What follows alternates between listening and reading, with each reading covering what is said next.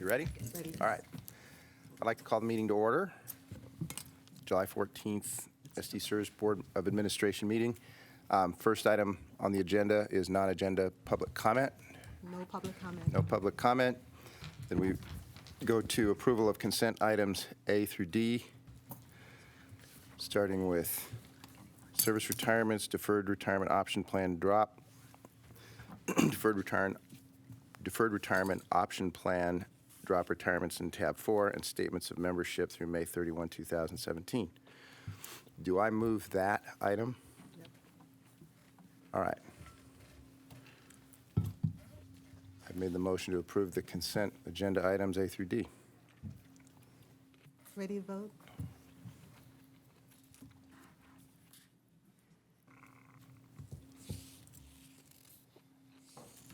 We still need a couple votes. George Kinney? All votes are in. All right, great. So that carries 10-0. Next item on the agenda is consideration of actions pulled. None were pulled. So we're going to go out of order, and before we get to the audit committee, we're going to go to business operations, new business. The action requested here is the election of the SDCERS board president, and I'll turn it over to Mark.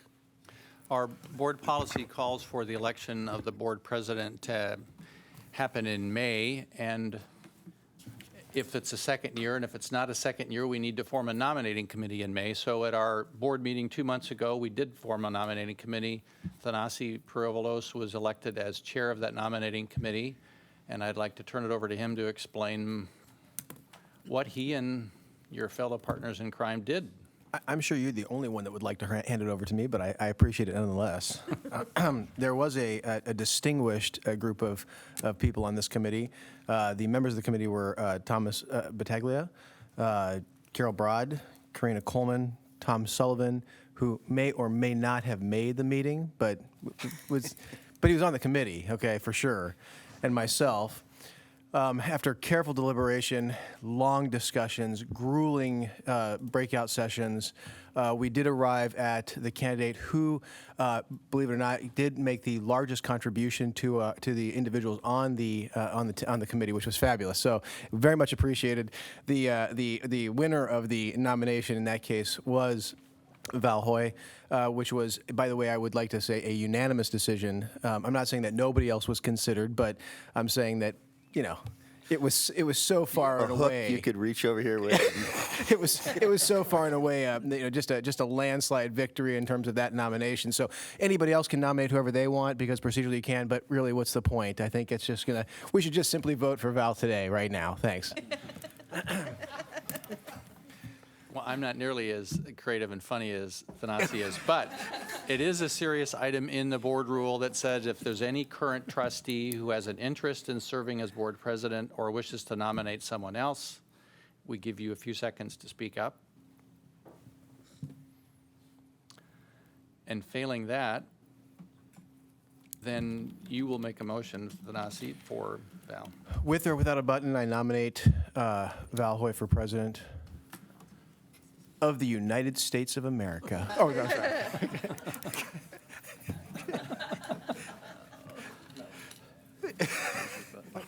Y'all can remove. Ready to vote?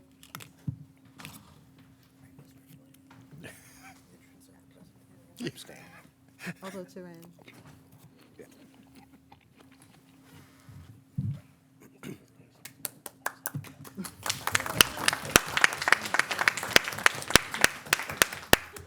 Thank you, and I want to thank my campaign manager, Thanasi Perovalos. Is there a procedure for removing a trustee just by vote of? I'm surprised you guys haven't found it yet. I really don't understand that. Procedurally, the board knows that at the September meeting, 2 months from now, Val will come back with his recommendation for a board vice president, and you will all vote on that at that time.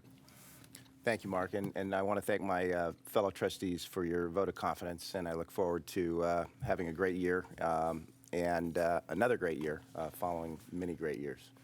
So thank you all very much. Do we go on with the rest of the business Yes.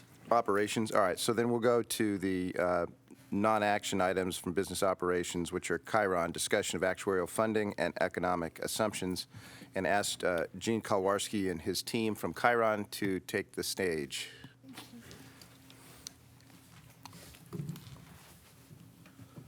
Gene, you were a close second for board president, just so you know. Had you been a trustee, you would have won. I'm glad the meeting started with humor because it's a good segue into some of the cartoon pictures I have in my presentation. The purpose of our presentation today is to get board members prepared for a September board meeting, which each year we come in and review the economic assumptions. So Mark felt it would be good if we kind of had a, not really generic, but just a discussion of pension plan funding and actual assumptions and engage in a conversation. No decision or recommendations are being asked for. And so we prepared a series of topics that arose from the board retreat, which I did not attend in February. And you can go to the next slide.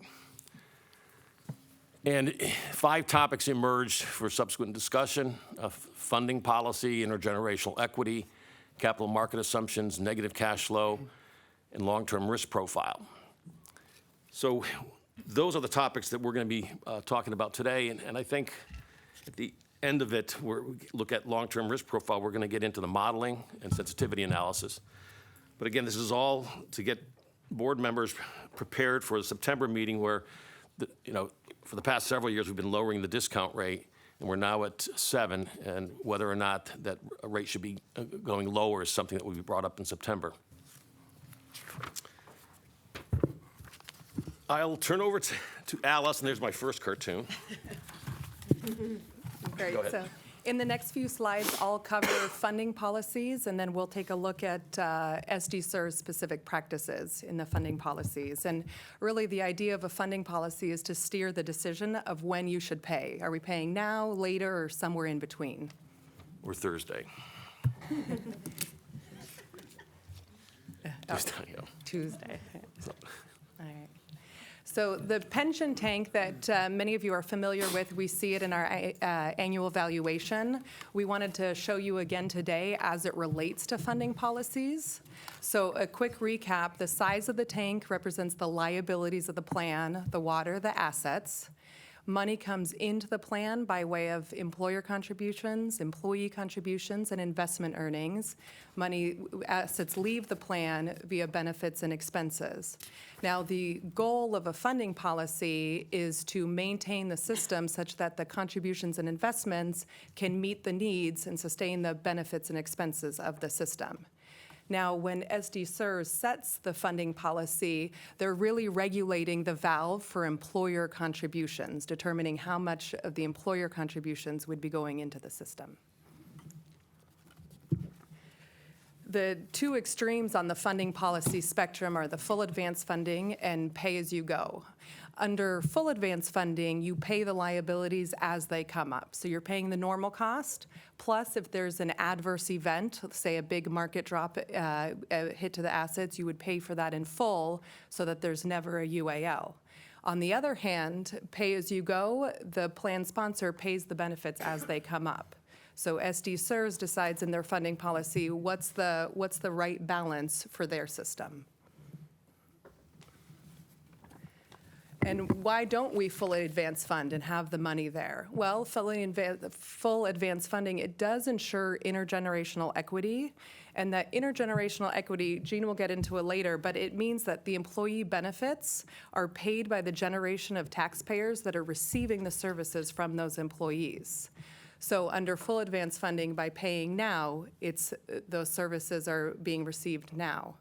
On the flip side, pay-as-you-go, it really ensures the inequity because the payments are not due until that active employee retires and starts collecting their benefits. Under full advance funding, it is the highest investment risk to the system because you have the most assets invested. Whereas under pay-as-you-go, there are no assets in the system, and so to the system, there is no investment risk.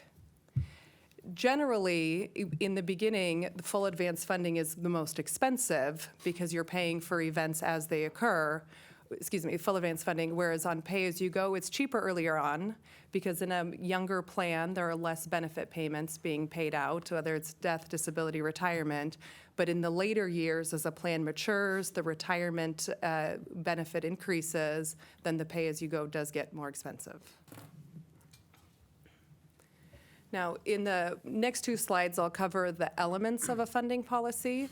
So we have the actuarial cost method, asset smoothing, amortization methods, and actuarial assumptions.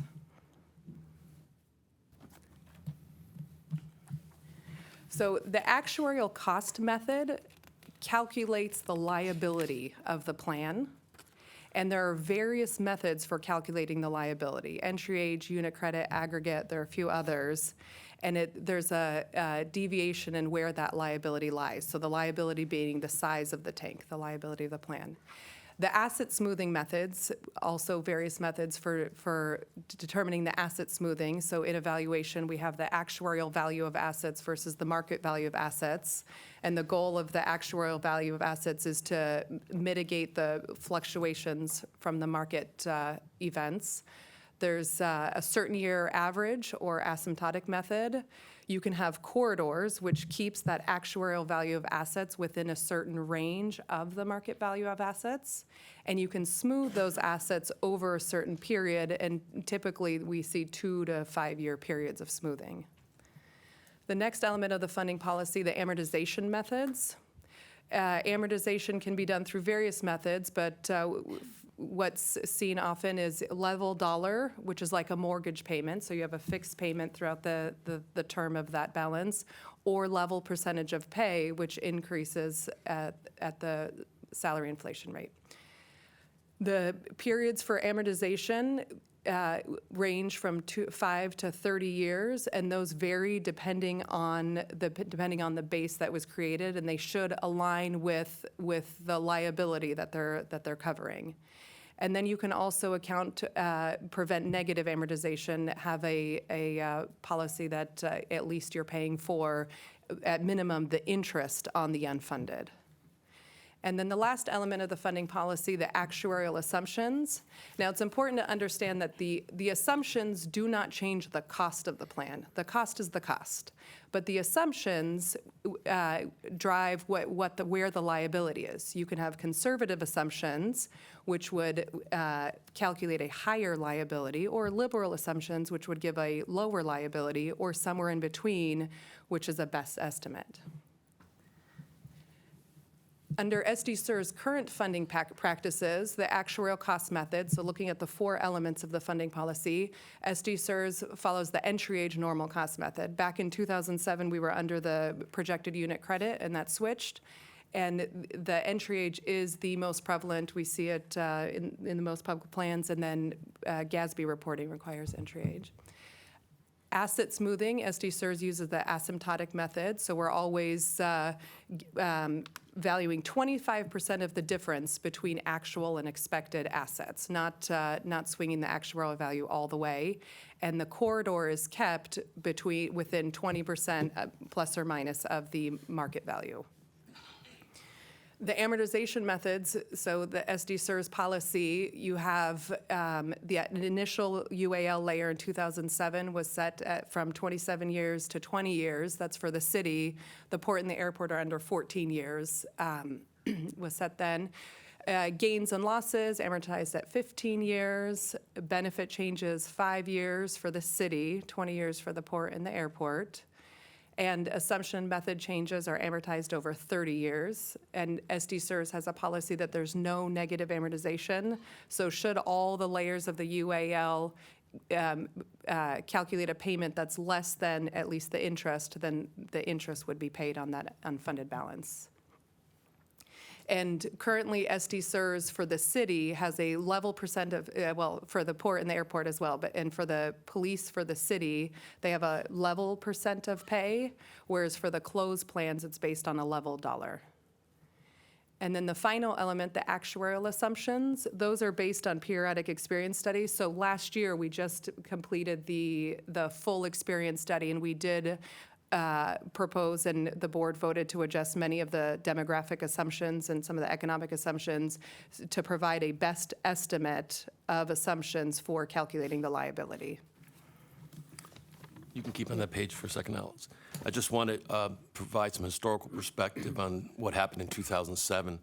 That was, SDCERS was still in its tumultuous period of press, and you were in the papers all the time and the like, and the board wanted to reestablish firm funding for the system, and that's why the gains and losses were shortened to 15 years, and that's why the initial base was shortened to 20.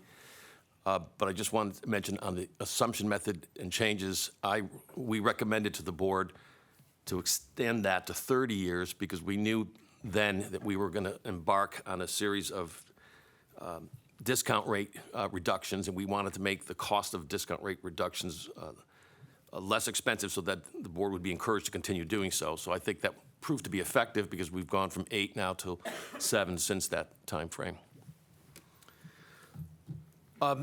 So Alice just went through the elements of funding policy. I'm going to go through the considerations that should go into before selecting those what your funding policy is. As I go through this, I would encourage board members to interrupt me and just talk or ask questions because there's a lot of stuff going on here, and I want to and there may be some pushback or some difference of opinion. I think this is the part of the presentation where I'd like to engage with some board members. But those objectives, you can't achieve all those objectives because they work against each other. For example, benefit security, you can achieve benefit security by just fully funding everything up front, but that may impact cost sustainability. That may also impact intergenerational equity. So there's a delicate balance of these four considerations, and we'll walk through each of them. Intergenerational equity is something that actuaries have been talking about since I first entered the profession. And it's about who pays for the cost and when, and that the benefit should be funded over a person's working lifetime, and that you shouldn't have one generation pay for another generation's benefits. But it's really impossible to achieve pure intergenerational equity because, just as an example, if the system were fully funded today and we had an investment loss next year, there would be some unfunded liability attributable to retirees. Well, that generation's already gone, so the current generation still is going to be having to pay for prior generations. But it's an argument really used to avoid going to pay-as-you-go. And even if you think one generation pays for the next generation, no, you went 2 slides ahead, Alice. Oh, there it is. Okay. You could think that one generation paid for its costs, but then as time marches on, this is a graph we've shown about showing mortality, and the light blue is the distribution of when people died from those that were born in 1900, and you see there you've got a lot of preemie deaths, and then the hump is somewhere around age 70, and then by 50 years later, you see people are living longer, and in 2000, even longer. So you may think you have intergenerational equity, but you really won't know it until down the road, and people may end up living longer. So my point basically is you want to consider intergenerational equity, but it's just not possible to achieve. Benefit security. The more assets you have in the trust, the more secure the benefits. And constitutional protections provide a significant amount of benefit security. But ensuring that benefit security will lead to more conservative assumptions, shorter amortization periods. At the end of the day, the plan sponsor has to be able to afford the contributions needed to pay the benefits. And cost sustainability is something that I have always tried to convince boards to reflect in their decision making. It is the flip side of benefit security. And I have witnessed pension boards saying that they really don't care about sustainability of the plan sponsor. They only care about enough money going in. But if you don't concern yourself with cost sustainability, bad things do happen. and plan changes. I mean, in effect, it happened here.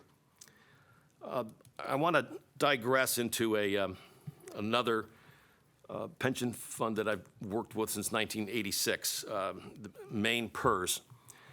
When we were hired by Maine PERS in 1986, they had a discount rate of 10%, and they were 18% funded. And this is a chart of they're currently now 80% funded. Over the period 1990, I don't have the earlier numbers, but it was 18% funded in 1986. They're now 80% funded, but the most important thing is, if you go to the next slide, they achieved this with a contribution rate that always remained between 15 and 20% of payroll. And we did that because whenever there were good investment performance, we lowered the discount rate, but we waited until there was good performance.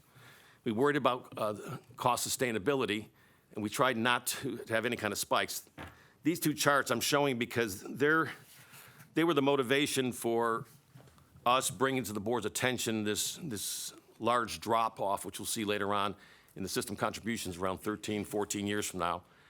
And I just wanted to let you know that we bring that up because we're trying to keep costs predictable and stable. And when we see lots of spikes in either direction, we think the board ought to consider taking steps to have it be more stable. So cost stability.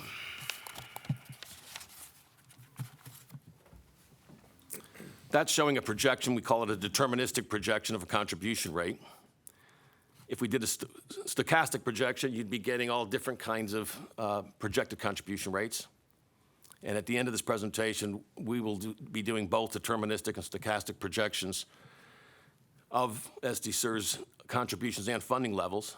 And what this chart is showing is that it's not really SDCERS, it's a generic chart, but it's showing what's the expected contribution rate, what's the 20% probability within the yellow band, and 60% between the green and the orange, and 90% the entire thing.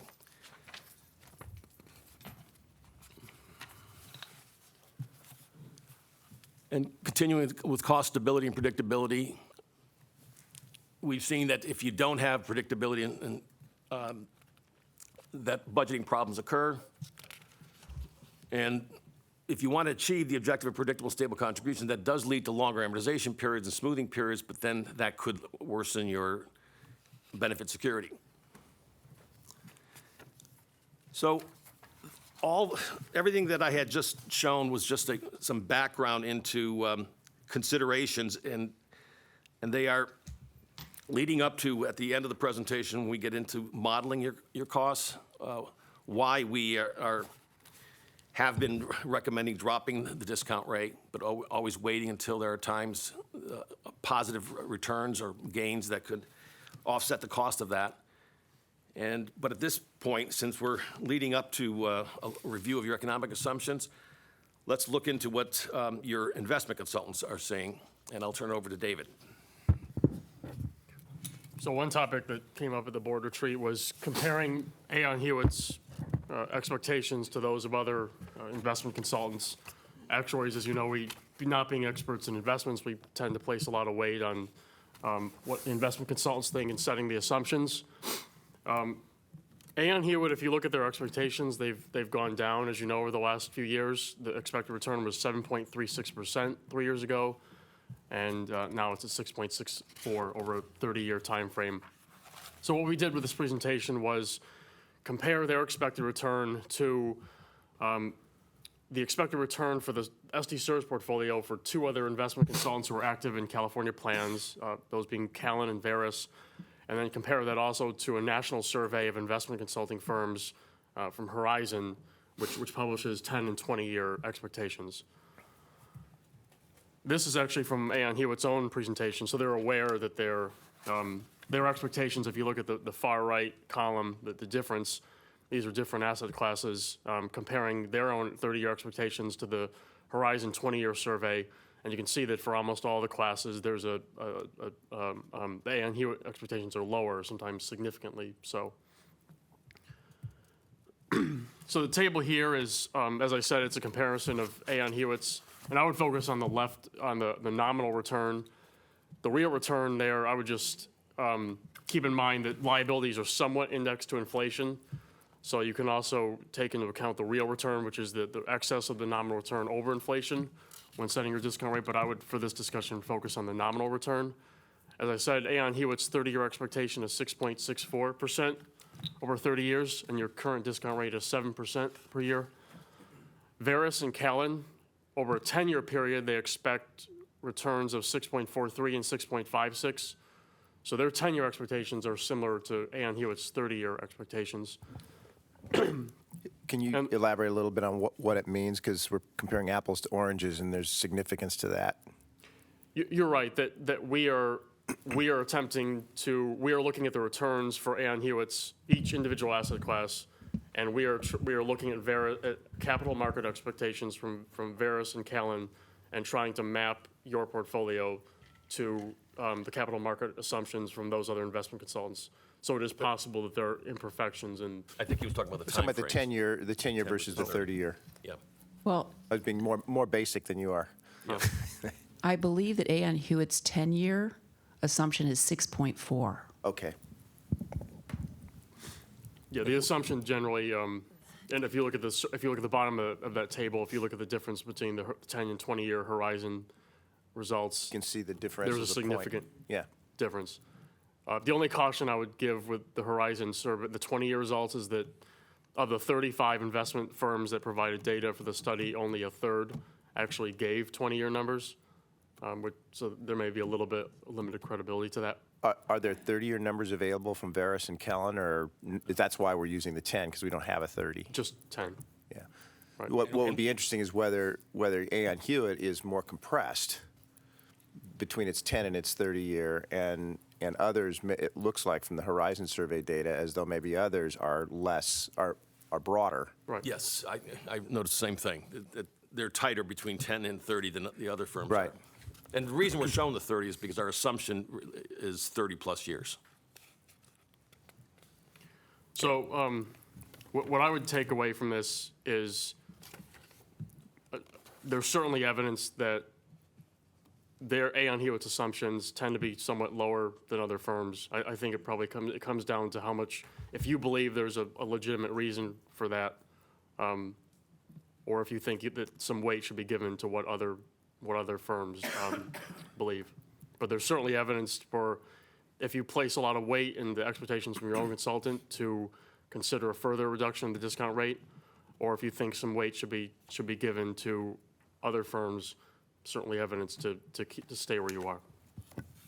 But again, as Gene said, this is not, we're just showing this for informational purposes. The recommendations and discussion of other economic assumptions will be at the following meeting.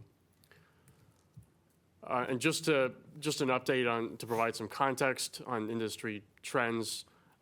This is a survey from NASRA from late last year showing how the distribution of the investment return assumptions has changed over the last 15 years. And we've shown this before, but you can see the median is now around 7.5.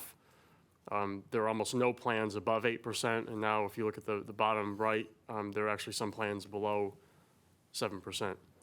Except we're now in fiscal year 18, and so this data, you need to almost project 3 years ahead. So the 7.5 would have been like 3 fiscal years ago. Yeah. 3 fiscal years ago, we were at 7.5? 7.25, I think. 7.25. 7.25. Yeah. And California has actually moved faster than the average. If you look at 2016 in this chart, you can see more than 60% of plans are below 7.5, the green, the purple, and the gray together. And there are, over about a quarter of the plans are below 7.25. So California has tended to move a little bit faster than the national average in terms of reducing their investment return assumption. Just a sidebar comment. I've worked with retirement systems in many states. Why is it that only California does surveys of its own state, and every other state they don't do that? Is that a California thing? Should we be looking to Chicago? Illinois? Right. And last slide on this topic, we show this with every annual review of the economic assumptions, but you can see how, as Gene said, how they've changed significantly over the last 10 years. You were at 8% 10 years ago, wage inflation of 4.25%, and you've gone down gradually over that time to now having a discount rate of 7% and a wage inflation assumption of 3.05%. And just one added comment here. Whenever we drop if you notice, whenever the discount rate dropped, the wage inflation dropped as well, and that served to offset some of the cost. But we're getting to the point at 3%, there isn't much more room really to drop that further. So I don't know if we'll have that ability to assume a lower wage inflation than 3.05, I think would be tough to justify long term.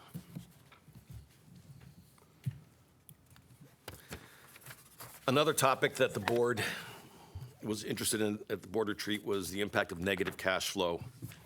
And if you could flip to the model, David, and put a 0 in net cash flow, upper left there. So what we're looking at is net cash flow is defined as the contributions in less benefits out. And under the scenario I'm showing now, which isn't what you're looking at, but you'll see what you're looking at on the page in a minute. I'm looking at a plan if there were no negative cash flow. So that first column, you see all zeros. And I'm comparing the growth in assets between a gray plan and a red plan. The gray plan has level returns each and every year of 7, and the red plan has volatile returns that average out to 7. And you see at the end of the day, both plans end up with the exact same amount of assets, 12.4 billion. And the reported return, which is always done on a time-weighted basis, is 7 and 7. And the actual return that we measure, which is a dollar-weighted return, are both 7s. So there's no gains or losses, and with no negative cash flow, everything works its way out. But if we use SDCERS actual cash flows, which right now is, at least as of June 30th, or plan year beginning July 1st, 2016, benefits and expenses exceeded contributions by 159 million. At the end of the day, the assets aren't the same. The reported time-weighted return for the system will be 7%, but the dollar-weighted return that we will measure, compared to our assumption of 7%, will be 5.76, or a 13% asset loss. That's in a down-up market. If we had the reverse up-down market, the reverse happens, but you don't gain as much on the up-down as you lose on the down-up. So negative cash flow is a worry, but I can tell you that right now you're at, what's the ratio, 159 to the 6 billion? I think it's 2.5%. You're at 2.5%, which is probably pretty low compared to many other public sector plans, which is good news. So I think it's not for another decade before I would be as concerned about that, but we're bringing it up here because there was a desire to look at negative cash flow. I don't know that you have this in your model, but the cash flow from years 11 to 15 would show a significant increase in the degree of negative cash flow associated with the UAL being substantially paid off. Negative Yes. cash flow dramatically increases. Yes, once you get that drop-off in contributions. I think, Alice, while we're going, do you have your computer here? Yes. You could bring it up and take a look at it, and we can answer you in A little bit later, sure. Yep. It's the negative cash flow, okay. The last topic that the board want to talk about is managing long-term risk.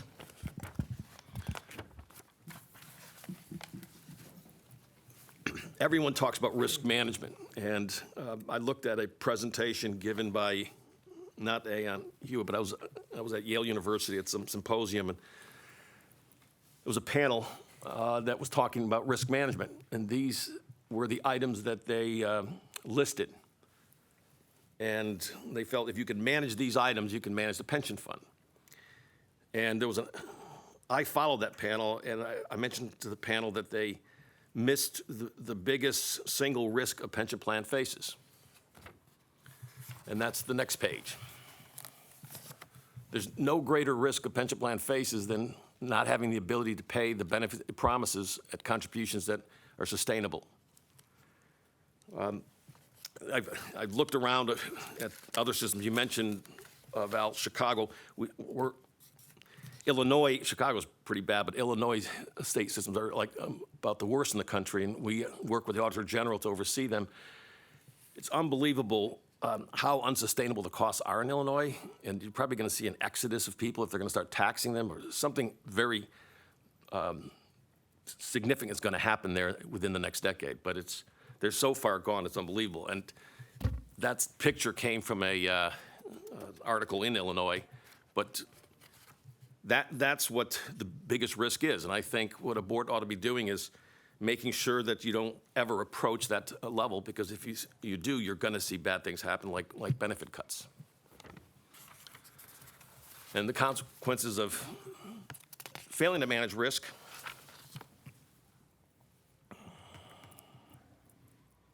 and this slide's pretty self-explanatory.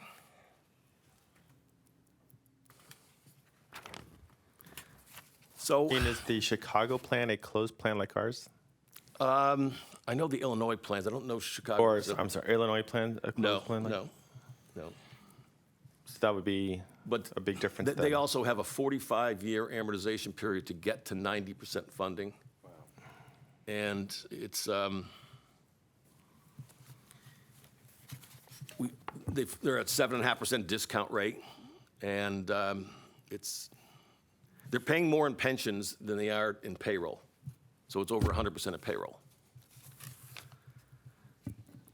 So I was on a panel where I had to discuss risk management. So this is taken from that presentation, and wanted to explain how did pension funds that are in serious trouble today, how did they get there? So I'm going to go through a period in time. Oh, I didn't realize it. 1950s, 60s, and 70s. Starting with the 50s, pension plans were largely in insurance products, and public plans were either on pay-as-you-go or 100% invested in bonds. And then in the 60s, we started getting inflation. Private sector plans for the first time, well, no, they slowly started to become self-insured, which is getting outside of insurance products, but largely in bonds. And then the 1970s happened, and in the private sector, they had ERISA, and that's when escalating inflation happened. And that's when the climb with more in equities started, and that's when actuaries started to increase the discount rate. Our discount rates back in the early periods here were probably in the 5 to 6% range, and they started to climb dramatically in the 1970s. And I hope no one's offended by my politics here, as Mark was.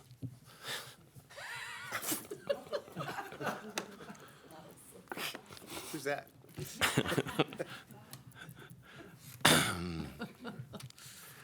So inflation peaked in the early 80s, and then it started its long-term decline. But by then, most private and public sector plans were in 60-40 asset allocation. And we had surging stock markets that led to riskier asset allocations. And as that happened, the actuaries would increase their discount rate, and then that would increase the target from the investment side, so they would increase the riskier assets, and it was going in circles. During the same period, the 80s and 90s, interest rates were declining from the double-digit inflation we had in the early 80s, so that was making the bond returns great. And by the end of the 1990s, most plans were fully funded. Then the 2000s happened, the dot-com bubble, in 9/11. We had fully funded plans, the riskiest asset allocation, the highest discount rates, increasing negative cash flow, and little or no risk management, and we had our first pension tsunami. So where are we today? Interest rates have declined, and plans have had to take more and more risks to achieve a return. This is a chart that I may have shown the board before, but it's in the Wall Street Journal, I think last year or year before, and it was showing that in 1995, if you wanted to earn 7.5% return, you could be 100% into bonds, and you were only taking a 6% standard deviation risk. 10 years later, to earn 7.5%, you had to be 52% in bonds and 48% in risky assets. And your standard deviation, which is the volatility of your return, increased to 8.9. By 2015, you could only be 88, you had to be 88% in risky assets to earn 7.5%, and now your risk is 17.2. Remember those spaghetti curves I had in that one chart? Do you remember that? If, as the 6 goes to 17.2, well, first the 6 would be a small wavering, but the 17 would be that kind of wavering. And I think that this, in my opinion, is the single biggest reason so many plans out there are in financially troubled. There's a series of plans or industry of plans called Taft-Hartley, which is labor management. There are 115 plans that have filed with the federal government as critical and declining, which means they are going insolvent within the next 15 years. I'm not talking about this is poorly funded. They're actually running out of money, the largest of which is the Central States Teamster Fund that's scheduled to go insolvent in 2021. And they're going to have people that are going to be losing pensions, 50, 60% of their benefits are going to be cut. So that's all happening now. Besides healthcare going on in Washington, this pension time bomb is happening now too. And I don't know if anybody wants me to elaborate further on that. I could share more with you, but so I've been in the middle of much of what's going on in both that industry and watching in the public sector with Illinois. And this, to me, this is the chart that resonates the most with me, that pension plans have had to take so much risk to try to continue to achieve something like 7.5, and that's the benefit of lowering your discount rate. You don't have to take as much risk. Is it all, maybe you could elaborate just a little bit more. I don't see anything on the benefit side of the equation from the 60s to the 70s to the 80s to the 90s. Okay, Were there changes there that impacted That's this, good. or is Yes, that irrelevant? in the 80s and 90s, as the markets were surging, first I can tell you in the private sector, the laws limited how much you can put in the fund. So when we had these great returns, the only way they could continue to maintain their contribution levels was to increase benefits. So a lot of increase. But even in the public sector, I mean, you used to have something called the waterfall here. Remember that benefit? The waterfall meant that if your returns were over 8%, half of the gain would serve to increase benefits. But if your returns were less than 8%, nothing happened. And so that was happening in the public sector. There were contribution holidays taking place. But Val, that's a good point to add to those slides, what's going on the benefit side. Well, in California, 17 years ago, Gray Davis increased the benefits substantially, which waterfalled across all of the pension plans. And it's been hard to make that up over these years. Yeah. From that point, I think, is where things started going downhill in California. But I remember going to board meetings in the late 80s and the 90s, and quarter after quarter after quarter, the great returns, and we all fell into the trap that this is never going to end.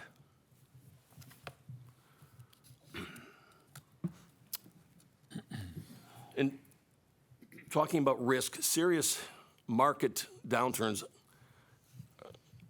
people tend to think that they're once-in-a-lifetime events, but they're not. This is looking at the number of negative fiscal years by decade,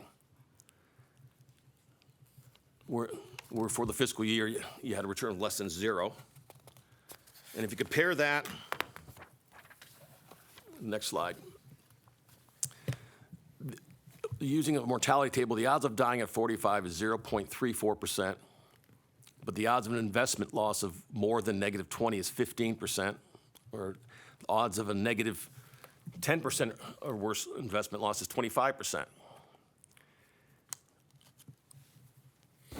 If you have a 20% loss of $100, you get $80, but you need 25% to get back to 100. And you have negative cash flow, you need more. But the point of this slide is that people buy life insurance even though the odds of dying are very small. And they do it because there's a catastrophe if, say, the wage earner of a family is gone. But the odds of a catastrophe for a pension fund are much greater, and yet there's no insurance. And what the insurance is is the lowering of the discount rate, making the cost higher. So at this point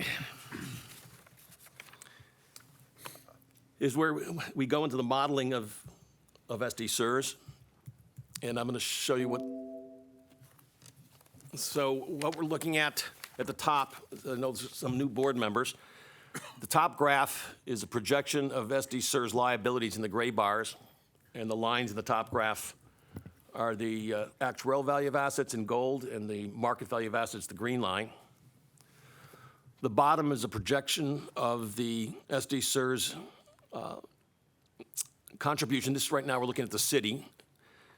We could change it to the different plan sponsors, but the gold bars are the city's ADC, and the green bars are the members' contributions. And there's a red line in there, and that's called baseline, meaning as we start changing things, that will never change. So you can compare what we have here to whatever scenario we model. It can compare it to what the baseline is. Along the left-hand side are the returns that are being modeled, and those can change. And then we're showing a column of the ADC for the city, that's in millions of dollars, and then the UAL, unfunded liability, and that's in billions of dollars. To the upper right there, we can look at, you see the big drop in the gold bars in the bottom. We can look at layering that drop. If we change a factor up there to yes, we discussed this at length at a prior board meeting, where putting a yes in there lowers the contributions in the earlier years and then declines the contributions slowly as opposed to the one significant drop. And then after that, we're close to the baseline. We could change the discount rate. We can change the discount rate. I'm looking at the upper right again, or the column just before to the far right. We could phase in the discount rate change. We could change the amortization periods, asset quarters. So at this point, David, go back to no for the 5-year layered. Before you do, could you tell me what's going on in 2029 to cause this drop? There are amortization bases. Each year, there's amortization bases are created, and I think in 2012, was it? 2012. We, with the closure of the plans, we collapsed all the bases into a single base, and what's being reflected there is we've completed the amortization of some significant bases, and they're gone, and now we're down to a smaller base. So, for example, every year there's a gain or loss that takes place investment-wise, and that gets amortized over 15 years. So if you had a big loss, and 15 years later you've completed the amortization of that loss, that payment drops. So those gold bars are a combination of paying for the cost of accruals and all these various different amortization bases. Does that mean that if we've got a big drop in 2028 or 29, I can't quite read it, that we had some big loss that we had to take care of 15 years earlier? Yeah, I think it was which would have been around 2009. Well, it's from, 2000 as Gene said, in 2012, when the 2014 non-police portion of the plan was closed to new hires, all those existing layers were collapsed into one I see. layer. And then they are fully amortized by that 2029 or 2030. So the board spent a lot of time at a previous meeting considering whether or not we ought to layer that approach down, and we could do that here if the board wants. But We have something like, 14 amortization schedules in the works right now? yes, I think Something like it's around 18 or 19. 19 of them. those are the 18 amortization. George, those are all the various amortization bases we have, and it's showing how many years remaining in the second to the last column on the right. So there's There are a couple of them that are very, very significant, and then a number of them that are much less impactful. right. So maybe we should just talk about the ones that really make that. Well, it's that July 10th, there's the $1 billion, you could read it better, can you? The number 11, the non-police UAL, so the initial amount was 1.56 billion, and you have 1.35 billion remaining, so the payment is about 160 million. So it's 160 out of 260. So that drops out in 11 years, as well as the number, the first one, right, David? Which is Yeah, 20. the initial UAL for the police, and then the 2009, the remaining portion of the 2009 investment loss. Just want to go back to a point you made earlier, though. Every year when we do an actuarial valuation, we create a new layer, which is then amortized over 15 years. What happened on layer 11 there is when the plan was closed for general firefighters and lifeguards in 2012, we collapsed all previous layers associated with the closed plan and put them into one brand-new layer. So you had a lot of stuff coming together to create this giant UAL chunk, which then was being amortized over 15 years. So the closure of the plan, Prop B, created this artificially large one single layer, which wouldn't be there had the plan remained open. It would have been still spiky, but not like you're seeing some of that was it here. driven by the That's a good explanation. Thank you. I understand. And some of that was driven by the then existing GASB standards. Yes. The accounting rules required us to do that type of thing back then, which they no longer require us to do. GASB rules have changed. So go back to the model.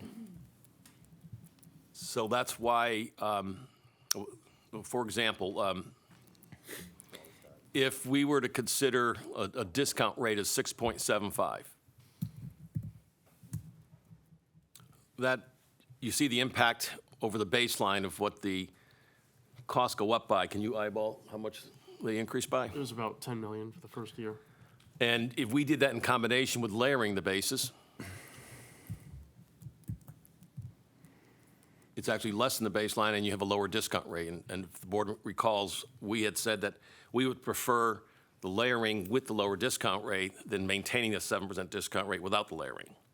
So that was a lengthy discussion. But go back to eliminating the layered.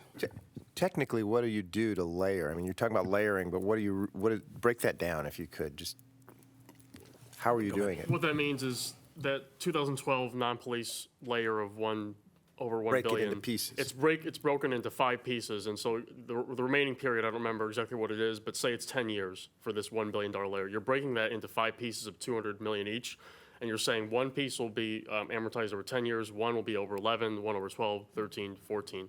So it spreads that Thank you. layer over. And you're breaking it up into 5 pieces, 20% each of the total UAL that came in line 11 that we saw.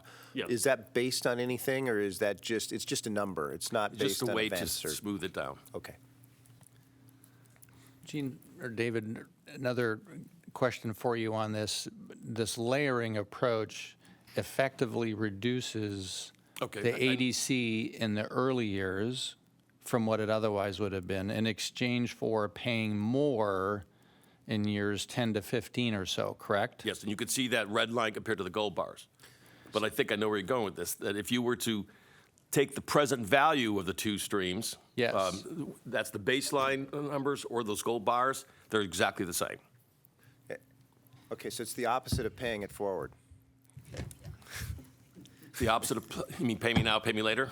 No, pay it forward is kind of a phrase that would mean that somebody did a good deed for you in the past, you do it in the future for somebody else rather than repaying the person who paid you. But this gets into this is the generational equity issue, which, as you pointed out, is kind of a shorthand for saying push more toward pay it now.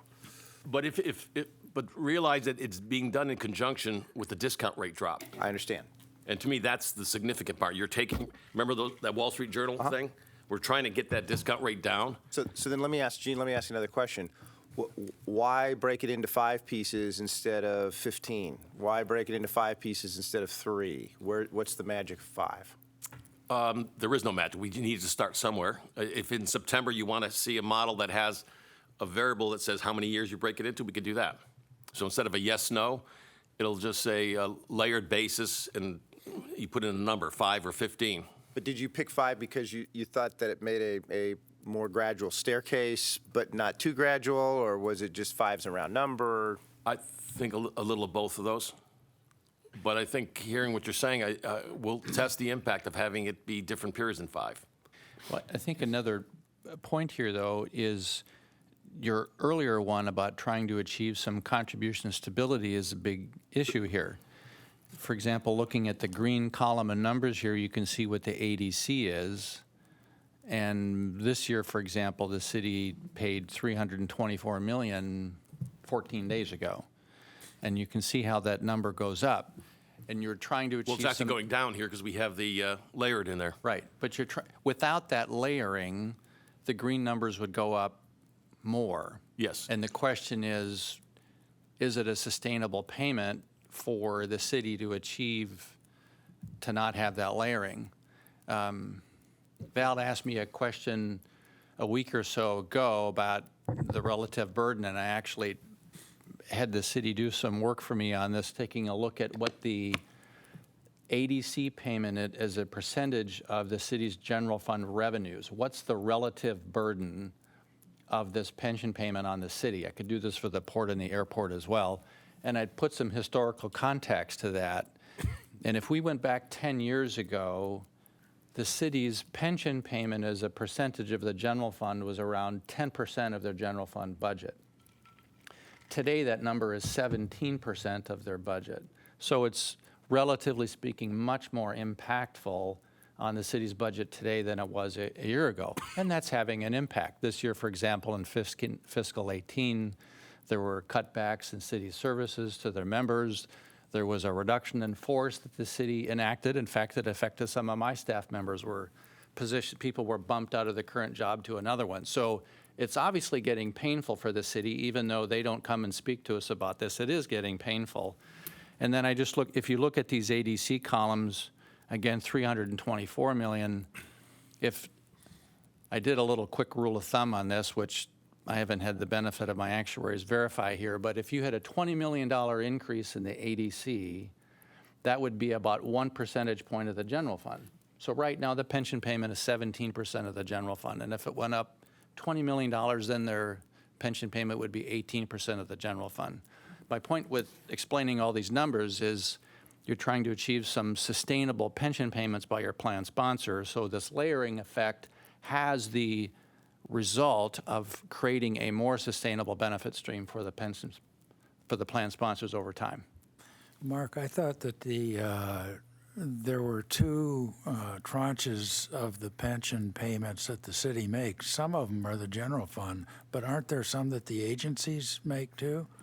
Yeah, that is true. And of course, here's probably where I'd love to have someone like Mary Lewis here could explain this much better than I can. But yeah, the city total pension payment is bifurcated into what's considered the general fund portion and what's considered enterprise fund. Enterprise. And the enterprise fund departments have the ability to influence their top line. If their costs are going up, they could raise taxes or fees to do that. Whereas the general fund, they have less leverage in the ability to offset any kind of cost increases. They don't have the ability to automatically increase revenues. So the city tends to spend a disproportionate amount of time discussing what the general fund impact is of the pension payment, but point is they do need to pay the full boat. Is your The 17% includes the enterprise fund. It does not. So thank you It for does not. Thank you Okay, for that's asking what I that. thought, The yeah. 325 million, I know these are a lot of numbers here. The 324.5 is the total ADC payment. Right. The general fund portion of that is 235 million. All right. And that 235 million is the 17% of Okay. the city's Okay. general fund Yeah. revenue. So thank you for Okay, asking that. Good, all right, that clarifies. You know, for me. another way, Mark I don't- mentioned how contributions. another. Yeah, I have a follow-up question. So we're talking about two different things here. One, maybe cutting the discount rate, and secondly, layering. Obviously, if you cut the discount rate, it's more of a burden on the current pay for the city. If you layer, it relieves the current pay for the city. Is that correct? Yes. So they balance each other. So if if we like to reduce the discount rate to 6 3/4%, what level of layering will give us a neutral payment to the city so that it doesn't change? I think we'd have to add that. So that's not quite neutral, so probably it'd be something like 4. But I think next time we come here, we will change that instead of a yes, no, it'll have a period so we could answer that question directly. But you get where I I'm want to going. make one comment, get rid of the layering for a minute, Dave. Mark mentioned the goal of contribution stability, and I showed you charts for Maine for many years, how we kept the contribution rate in the middle. If you look and put the discount rate back to 7,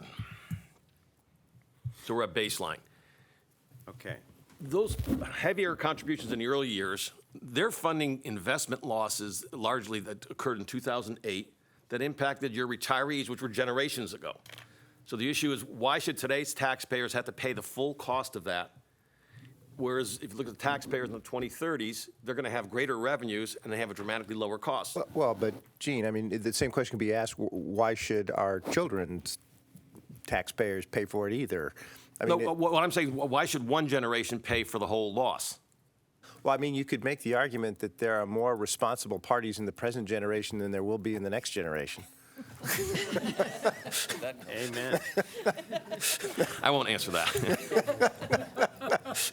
But again, I go back to the stability thing, and that's why we said if, you know, I see bad things happening when costs get unsustainable, and you've had a closed system.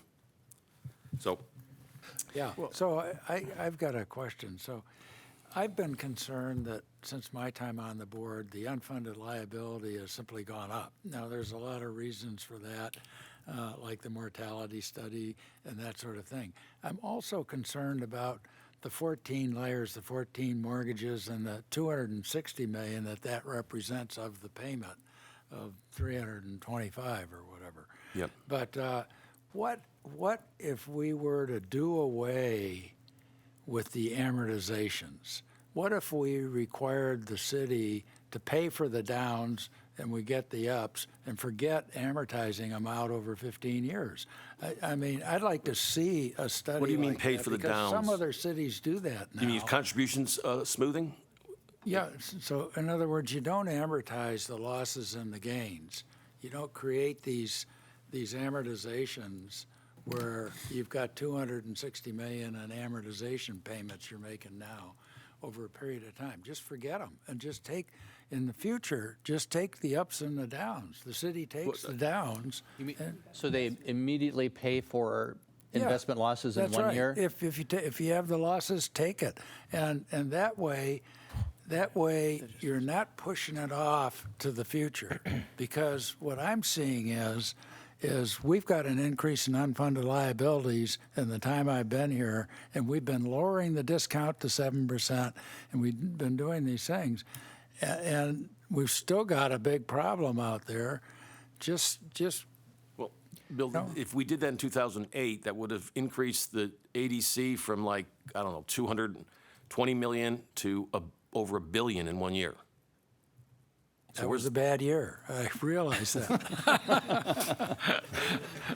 But, you know, That's at the some purpose of the point, amortization. the way we're doing it. But I think what Bill's saying, and I'm not necessarily in agreement, but what he's saying is then the city should borrow from someone other than the pension fund. Yeah. I mean, there's pension obligation bonds that cities do. I mean, the county did that. There is a model out there, and this team can explain it better than I can. The state of New York has had a policy for 20, 30 years where there are no amortization of gains and losses. They fully fund them, right? So their funded ratio is a bit higher now, but there was an article in the Wall Street Journal about this a month ago that it said the cumulative trauma of having to pay for the full gains and losses in 1 year has become an unsustainable problem for the state of New York. I can look for that article and share that with you. Yeah, you have to have somebody some third party who's willing to, maybe it's bondholders or whatever, who's willing to front that money and then Right. take all the gains in the good years. You got to pay back the bonds when you have good gains. And then somebody has to be able to buy that risk, and there's a cost associated with it. But in essence, I think what we're doing by amortizing is paying for some of that, in a sense, and it's built into the system. Bill, but if the city goes out and borrows at, I don't know what the city's borrowing rate is, do you know? I mean, other public entities I know, the borrowing rate's pretty low with low interest rate environments. And then you put all that money into a fund that's 80-20 risky assets, it's sort of arbitrage there. And Exactly what it is. And that creates a whole other series of problems. But, Mark, I haven't seen it. I mean, we actually work with New York State teachers, but I haven't, this must be the New York State. It's New York State, it's not New York teachers. It's, New York State employees, then, what you're saying? yeah, I'll find the article. Okay. Get that to you. It's interesting, Mark, because I sat next to somebody, and that's what got me onto this, is that's what they said, that they were taking the gains and losses. And- Yeah, it's and their, he said- but their they're- ADC payments like the Richter scale. It's It may bouncing be, all it over may the place. be, but they're pretty well funded. They've got a pretty high funding They do. ratio, which is really good. I think this is an interesting theoretical discussion, but I think if we were to create some sort of volcanic eruption in the city of San Diego or something like this, it would run far more political risk than it's worth. And one of the things that I wanted to point out that led me to ask Mark to tell us as a percentage of the city's general fund what is their pension contribution obligation over time is that the city doesn't come to us and ask us to do anything. Because of the history, I think, between this board and the city is very arm's length with the board and does not want to be perceived as putting any pressure on this board to do anything one way or another. At least that's the current administration, which I think is laudable and Absolutely. excellent. There are other political entities that aren't that way with their pension boards. And I think that's a very dangerous, slippery slope proposition. So I think we're very fortunate, to, particularly with the current mayor and city council, to have people who understand our independence and our fiduciary duty to our members and to the sustainability of the plan. So that's terrific. But we can't close our eyes to what the city's burden is. So I think we need to understand it, and we need to go out and do our own research to understand it, and then evaluate what we think about that as a factor. But we also should probably get a refresher on our fiduciary duties before we do any voting on this to understand how that information should influence us or not influence us in making our decision. So there's another piece to this, which is the fiduciary duty piece that I think is yet to If I come. could just take one more shot at this, Val. So let's say we don't take the extreme case of No taking amortizations. all the downs. And, Right. could we reduce the amortization schedule from you're- either you're- 15% to 5? People out there are saying that. Yeah, okay, sorry. Could we reduce the amortization schedule, from, say, 15 to 5 years or 10 years or something, which would accomplish what I'm trying to do here, but not be as extreme? So that could drop the 800 million increase from 2008 to maybe doubling the ADC. So they still have to go out and borrow, right? You know, And Jean, wouldn't it be possible for you to run different options for us to look at in terms of layering and what impact those various options would have on contribution volatility, and establish statistically a range, a contribution volatility, and then determine what is tolerable in Okay, terms of volatility? You just gave me a great segue into, Moving off this slide. no, no, moving off deterministic. This is a deterministic projection. We also have stochastic.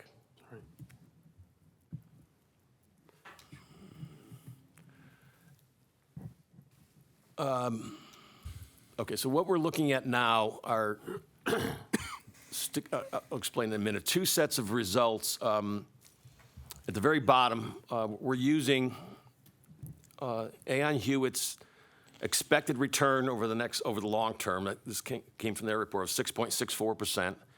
They have a standard deviation of 11.89. So I'm looking at the very bottom there. The yellow refers to the color graphics in the chart, and the gray is the gray graphics. And I'll explain the graphics in a minute. But here we're comparing statistically, as you ask, what if we kept the discount rate at 7 and did not layer? And what if we changed the discount rate to 6.75 and we did layer? And each set of the lines in the middle of each of the bars are the 50th percentile of the expected results. And the yellow area is like the 20% chance the result will fall in the yellow area. And there's a 50% chance it'll fall from the bottom of the light green to the top of the orange. And then there's a 90% chance the result will fall in the top of each of the bars. So again, the gray refers to the baseline numbers, assumptions at the bottom, and the colors are to the what's called current there at the bottom. And if you see each set, the first two would be 2019, comparing the gray to the colored.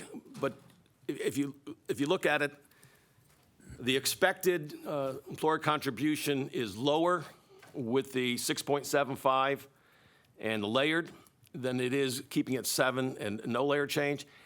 And the distribution is better statistically. It's you have a better result. You don't have as wide a fluctuation as you do with the gray. So this is, if we wanted to change, let's say, just to pick a number, David, show you how this works.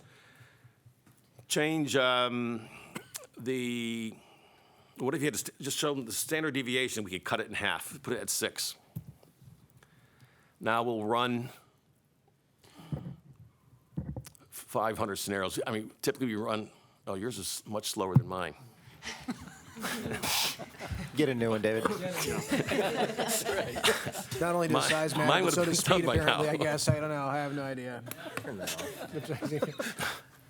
You remember those spaghetti curve lines? That's what we're running now. So we're going to show you the dramatic impact of taking risk off the table. But is this what you were talking about? You're saying A statistically? little bit, but I was also, what Val had asked in terms of what's the significance of 5, what if 3 or 15? Is there different combinations of the layers themselves that we could look at in terms of the impact on contribution volatility? Look at different examples and say, okay, from a plan sponsor's ability to pay, what is tolerable? Impact the employees. Yes. Yes. We will definitely have that. But I would think, Mark, it might be better, instead of waiting until September, that we put together a series of charts that the board can look at with different layering periods. And that way you'll have that well before September. You agree? Yep. And here, this is showing how dramatically narrower the results are if you could cut your standard deviation down. Can you move the slide up so we can see the assumptions at the bottom? Yep. Gene? Could you go back to that last chart? Yeah, go to the deterministic. It took me a while to get used to it. This one's taking me a little longer. You're gonna be dreaming of this chart. Right. And so this already is do. where, now, could you make the discount rate 7%, which is what we have today with no layering? All right. No, you got the layer. Good. So you notice that we're at 325, and the peak in 2025 is 352, and then it goes down. So now crank in the layering, and let's see what happens.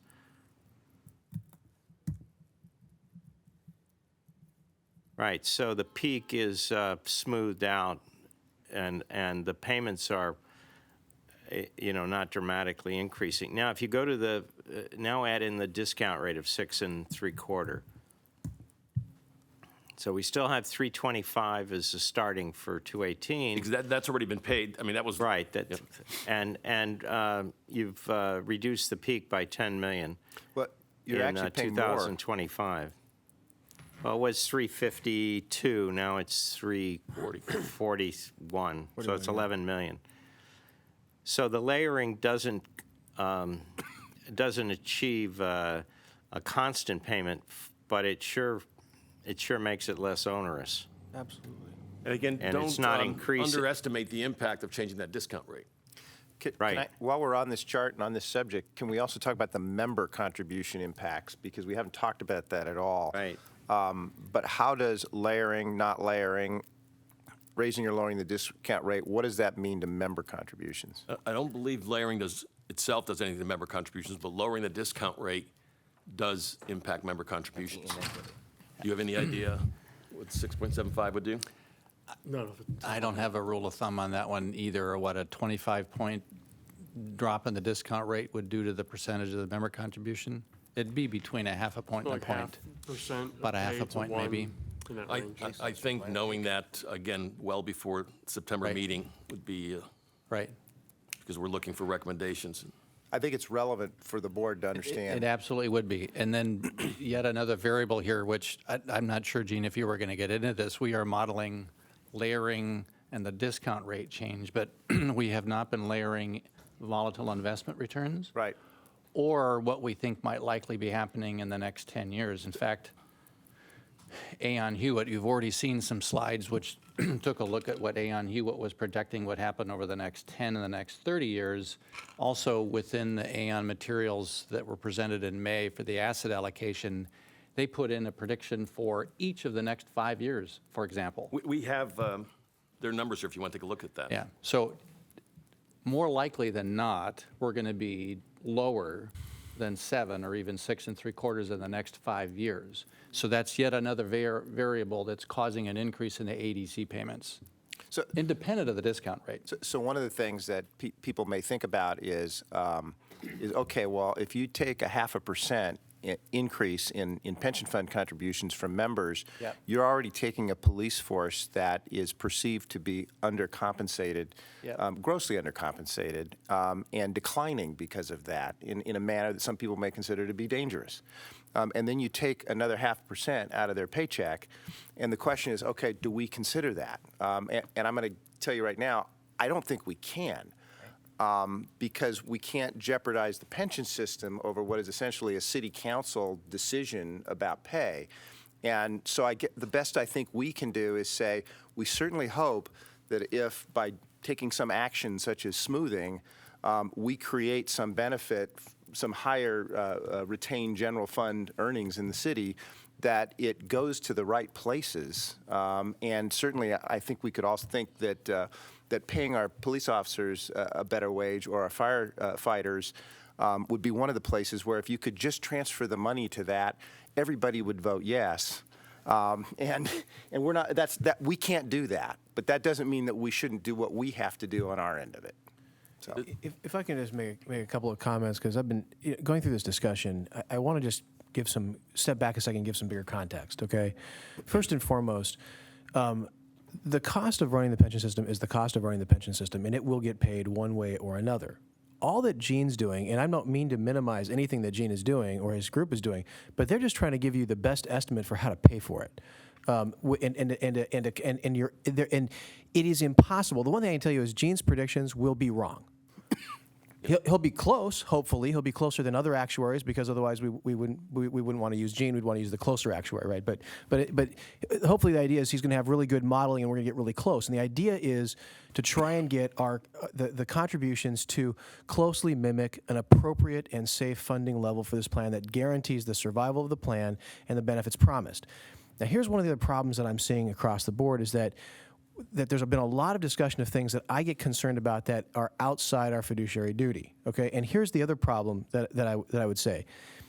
If the pension system gets into the habit of constantly bailing out the city for their decisions, good or bad, it creates a falsehood in what the city's politics are doing. It gets to the point where you end up underpaying police and fire and whatnot, because it's easy in a political thing, if I'm elected for 2 years or 4 years or whatever, to make decisions that only deal with my issue. And if I'm not worried about it because, well, the pension plan is going to worry about smoothing it, the pension plan is going to worry about reducing the ARC payment so it doesn't burden the city, the pension is going to worry.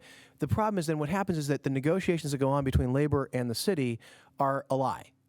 Okay, and what we really need is we need an honest discussion between the city and labor and an honest pay, and we need to make sure that the city is bearing the burden. When you look at the chart that's up there, this cliff is happening because we are finally paying off or getting to a point where these prior promises, these prior decisions, good, bad, or indifferent, are now coming due. And then all of a sudden you see these drops that are happening to bring us back to a more normal place.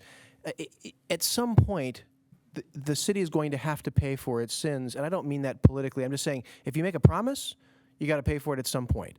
All we're talking about here is how to pay for that. I'm in favor of smoothing because I think any time that you can give your plan sponsor a target budget number so that it helps them with raising revenue, making all their obligations, earnestly negotiating with labor. Okay, but when you sit there, and so I'm not in favor of things like Bill's approach where we're saying, well, just pay as you go, because quite frankly, none of us can control the market. The employees can't, the city council can't, and there's also no viable reason that I've ever heard our actuaries say that says we have to have a pay every year as you go. It's burdensome to the system. So I don't think that makes any sense, and I don't think it works. Good idea, but I don't think it works. By the same token, I'm still extremely concerned by the fact that, as Bill said, the unfunded liability keeps going up. And our all of the investment professionals out there are saying decreased returns. And, when you talk about 2008, you can sit there and blame the market, but at the end of the day, the board here could have just simply said, we're not going to invest in anything except for Treasury bills.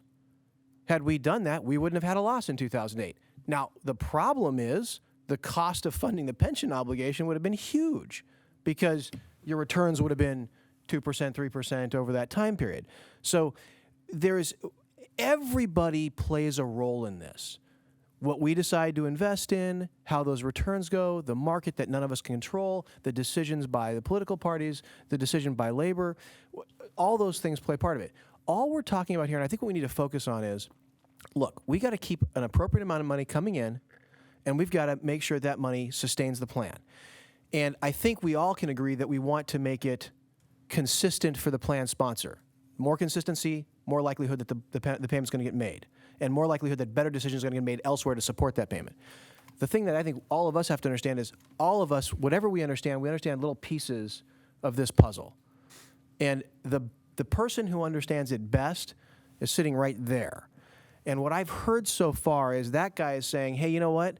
We should be, because of assumptions that we think are true, we should be lowering the discount rate, and we should be trying to smooth this out. This layering that happens helps do a couple things. It helps smooth out those payments. It helps reduce the peak. It saves probably 2.5% to 3%. Even if we voted for a 6.75% discount rate and the layering, what we're going to do is save 2.5% to 3% of the city budget, based on Mark's key of $20 million a percent, in doing that. I think those are all good things. Okay, but at the end of the day, here's what I know. I don't know as much as he knows. And all these discussions are great, but if I'm not taking his advice, and so far, and I'm not trying to put words in your mouth, I want to hear it from Eugene, but I think what you're saying is we probably need to consider a reduction in discount rate, and we should be considering layering, and whether it's 2 years or 3 years or 5 years or 15 years, that's fine, we can model that, but at the end of the day, your recommendation is going to be what I need to rely on, because either that or I got to go back to school and become an actuary. And so I just want to make sure we get focused on what the real issues are. We have got pressure that says returns are going down. Best case scenario, 6.5% from these experts, 10 years. Best case scenario. It's unfortunate that it will affect the members, and it's unfortunate it will affect payroll, and it's unfortunate it will affect police and fire. But the fact of the matter is returns are not expected to stay where they are. They're expected to go down. If we vote for that 6.75, what I hope is that when police go back to the negotiating table, they say, hey, City Council, we're already pressured, we're already pinned, we're already on the short end of the stick, and we all have to pay for this pension issue, but we need some funding elsewhere, and the politicians have got to go figure that out. But we can't ignore that. We can't ignore that. And while it's unfortunate what the effect is, the fact of the matter is it's the position we're in, and we're here because history, decisions by prior city councils, by prior board members, by whatnot. So, Gene, if I've misstated anything, I'd like to hear it. If I've misunderstood your recommendation, I'd like to hear it. But I really need to understand your recommendation clearly so that I know how to vote on these issues next meeting. I'd like to say I support exactly what you're saying, and I really appreciate the analysis and expertise that you bring to the table. I sort of break these two things into different buckets. Lowering the discount rate is strategic, long-term. Fixing this anomaly, I don't want to say that it's tactical because it's over a 10-year period, but it's sort of between tactical and strategic over a 10 or 12-year period, and we're going to fix it somehow. And so I'm much more interested in seeing that discount rate go down than I am the details of the layering. And if the layering can reduce the pain for the city to some extent, then that's good. But the discount rate to me is the most important thing to get down. Gene, do you want to respond to both of these gentlemen before anybody else jumps in? Well, Tanasi has it right. You saw the thing that I showed you we did with Maine, keeping the contributions stable. Now they're 80% funded, and they did it without too much pain. They worried about sustainability. But Val, you brought up another point, which is the members keep having to pay more and more as you lower the discount rate. And that's a function of, I guess, a legal interpretation you guys got in 2010, was it? Substantially. That substantially equal means precisely equal. Yeah. And that's always, I'm not a lawyer, so I couldn't defend that, but that's, to me, always created some kind of a issue here anytime we make recommendations, that you have to precisely rejigger those member contribution rates. I don't know if you want to, Mark, you know where I'm on that issue. I don't know if I have a comment direct to that, but something related that I think would be useful for the newer trustees, Charlie, Tom, and George. When you lower the discount rate, if we were to lower it, for example, it's not for deciding today. If we lowered it from 7 to 6 3/4, for example, that is a burden that is shared between the plan sponsor and the employees, right? If you did not lower the discount rate, and let's say you earned 6 3/4 instead of 7, that variance would be exclusively paid for by the plan sponsors. Members don't share in investment gains and losses. That's the substantially equal portion. So the substantially equal portion says whatever the discount rate that you set, whatever that earnings does not cover, that burden is shared between plan sponsors. But once you've set that discount rate, any variances are exclusively paid for by the city. That's the substantially equal rule. And it just came into play in 2010, I believe, whereas all the years prior, it was not adhered to. That's a very complicated topic. I'd rather not go into that I think one. I see your counsel saying, don't answer that question. Not quite, but I don't know if it's worth the I think, time to air that one out. I think politically, trying to lower the discount rate from where we are now would be very difficult. We were split last time. We got it down to 7%, and it was difficult to get it to 7, but we got it there. And I do sympathize with the fact that is borne by the employees as well. And I think you start getting to a point where politically it'd be hard to do. I would like to see if we change the amortization schedules from 15 to 10 to 5, kind of what that would do somehow or other. Yeah, we could, can't do that on the fly here. Because that's a lever Those numbers we won't have. change We can retroactively. use that lever and it doesn't impact the employees. Well, It Mark- impacts the city. Let me just show a couple more things that it'll be addressing your point, Bill. But Mark mentioned before, we also do stress testing. We haven't shown, particularly the new board members. We know 2017 was a 10%. Is that Conservatively. okay? So put that in there, David. And go to historical and start with 1930. Right. And let me pick, so let's say that has in there the depression. So for the new board members, we're now modeling 30 years of historical returns, looking at market indices, and that's why that first column is up and down. But let's now change the gains and losses from 15 to 5. So Bill, this will answer your question.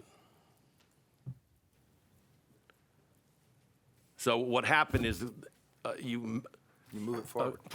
Go 5 to 15. I think the scale's changing, so it's misleading. Yeah. Hit the upper scale to 1,600 just to.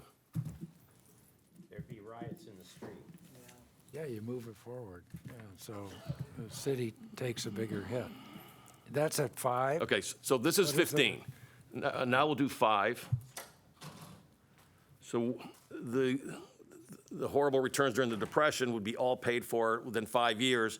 And then following the Depression, we had great returns, you'd be paying nothing. So in that one spiky year, it looks like $1.4 billion. Yeah. Yeah. So we'll have I think we'll prepare a booklet with a number of scenarios in advance of the board meeting that you'll have that will show at least 2 different discount rates and different stress testing. But there's one other thing I wanted to show. Go back to baseline, David. And go back to discount rate at 7, no layering. And no layering. And then give them their 10% return for 17. So Aon Hewitt has a projection of returns. If we change that baseline, David, to theirs, Doesn't work now that I can copy it in. wait, once you put a number in the 10? Once we overwrote some of the numbers, it's no longer. But Liza said we're going to earn 17% this year. I heard it. All right, that was a joke. Mine worked like that. What's happening in 2019 there with that big spike? So this is the projection with Aon Hewitt's. We got 5-year. So what's happening is we're maintaining a 7% assumption, but yet you're earning less than that, so you're getting losses each and every year. And you see that the cliff actually goes away. But gains and losses back to 15, David. I mean, we're looking at reasonable payments. Okay, now, the reason it looks so much different from the prior charts originally has because the scale. Yeah. Yeah, we were at 400 million Yes. and over in the other chart. Now we're under it. So I just wanted to show the impact of what Aon Hewitt is saying with the 15 years, and this is showing there's no layering, so the payments are pretty close to base on the early years, but then those losses start accumulating, and that's why you're having all this extra. And then there was another scenario, just to humor me, change the B, go up to the B, because from my computer it worked still. Because there were formulas in those cells. Okay. So do it by hand without, you don't have to go over there. Mark, you did a return where you had a -10, was it? I think it was 0, 0, followed by, 5. he gave me a working version of this, so I've been playing with it. Dangerous. Wondering if you knew something we didn't. -10. We can give access to your board members. Don't do that. Please don't do that.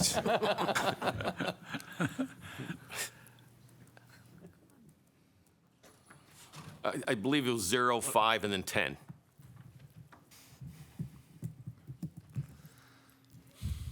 So the theory of doing this versus what Aon Hewitt is that if we're going to have lower returns, I think I've heard others say it's really in the form of a market correction. So let's have a correction in the year followed by some good years, and we were looking at the impact of that. But I think during the, well before the September meeting, we'll prepare a booklet that just has a number of scenarios with different discount rates and different smoothing periods and different stress testing that will be really the basis of the September meeting without going through a formal presentation, because you've been through all the factors that to consider for lowering the discount rate. I think you'd appreciate not having a 50-page PowerPoint.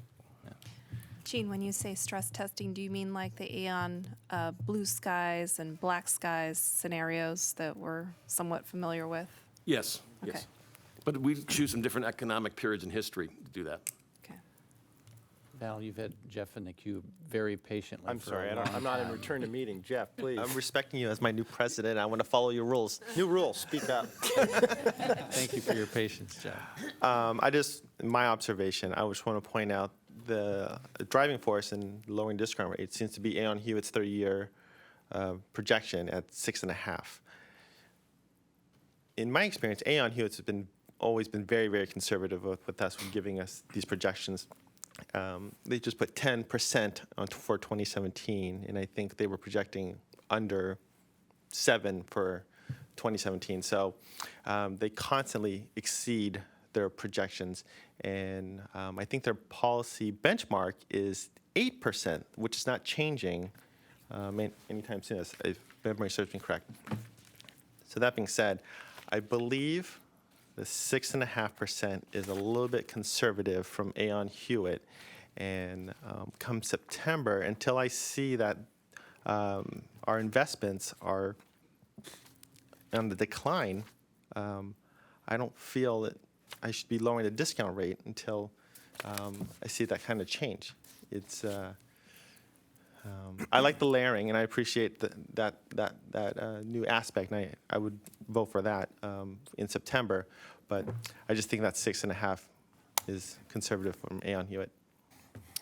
We don't have anything more to present. We think this got people's minds going for September, right? It did.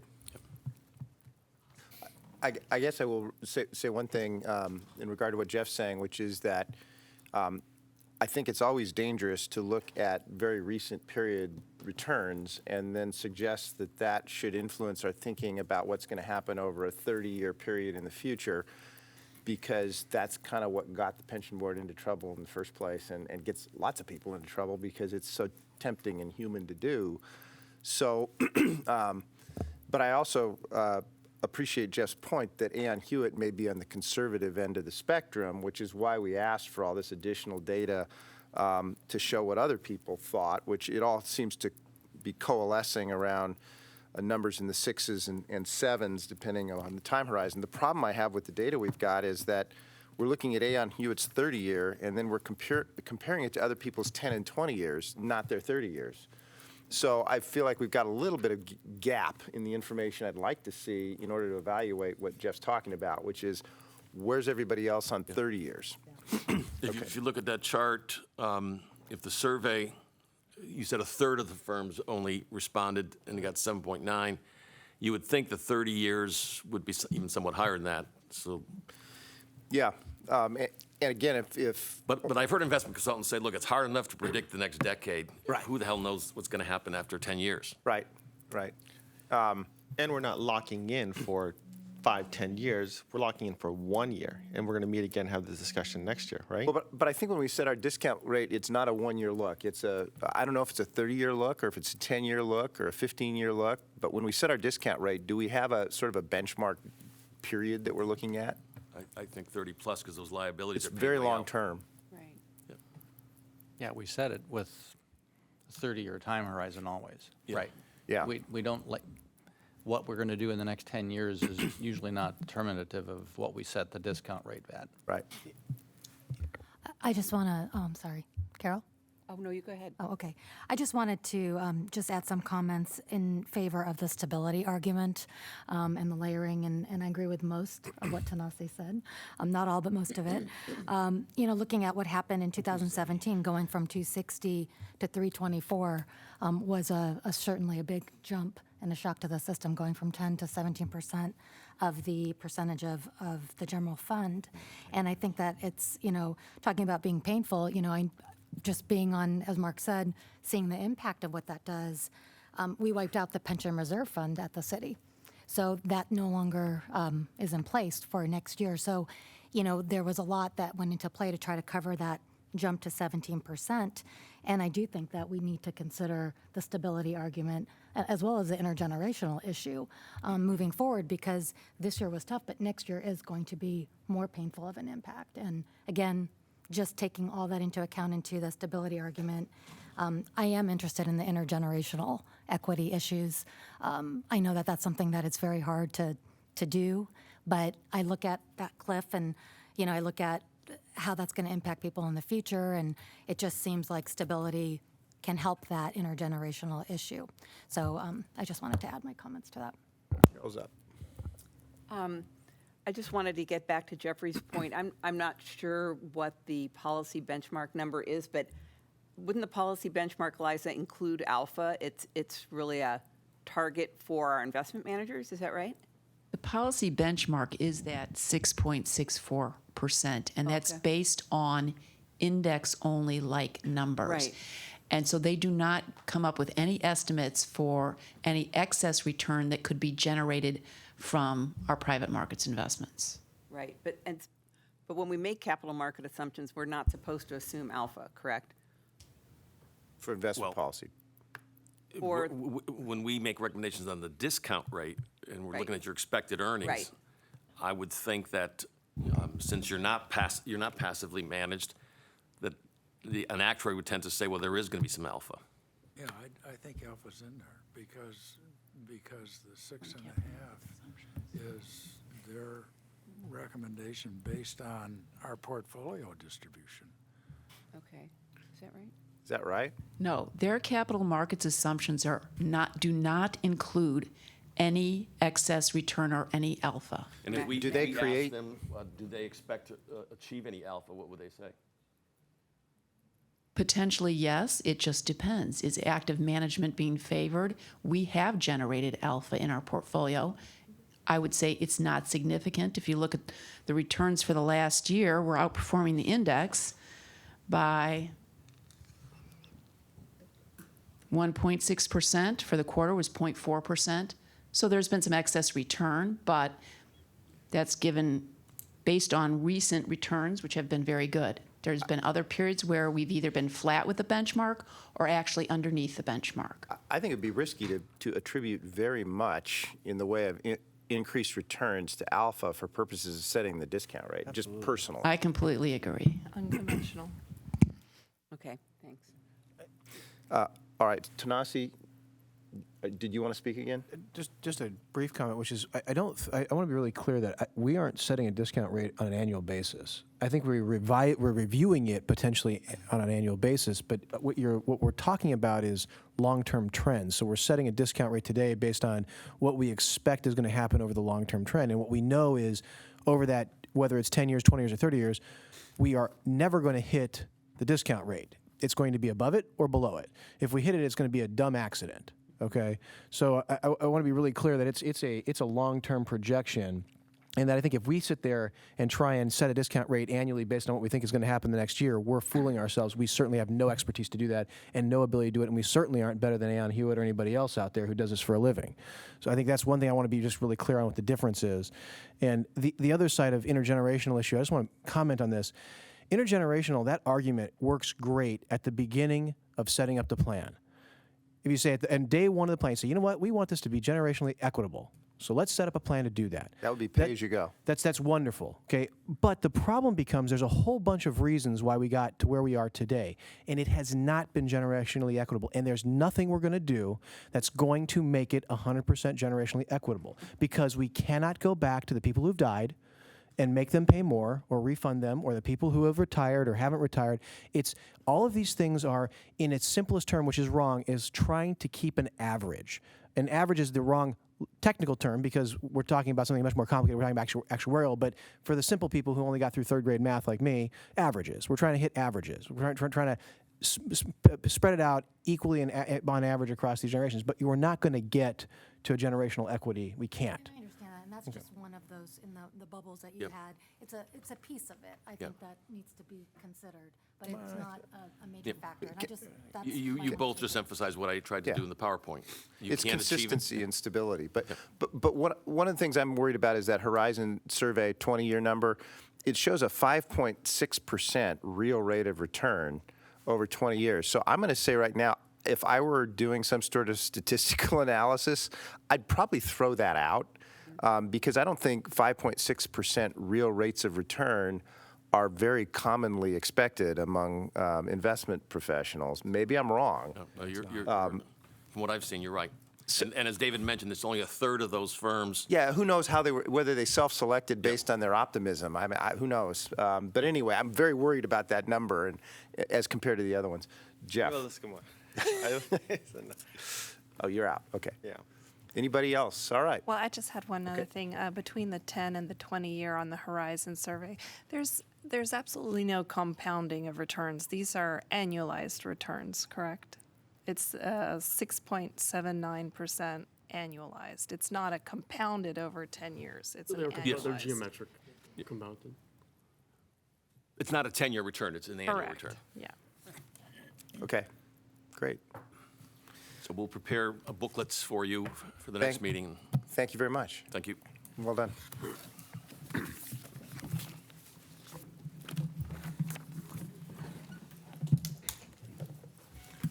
$10:30 now.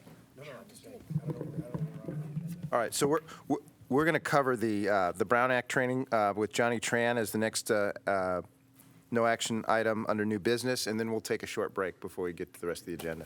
Do we have to stay for training? Tanasi, You do. do we have a remedial training class for Tanasi on Let's go. ad-libbing? Yeah. Betty? Good morning. I'm going to continue class. today's fun with a refresher course on open meetings law. This is a non-action item. It should take about 15 minutes. Stop me at any time, okay?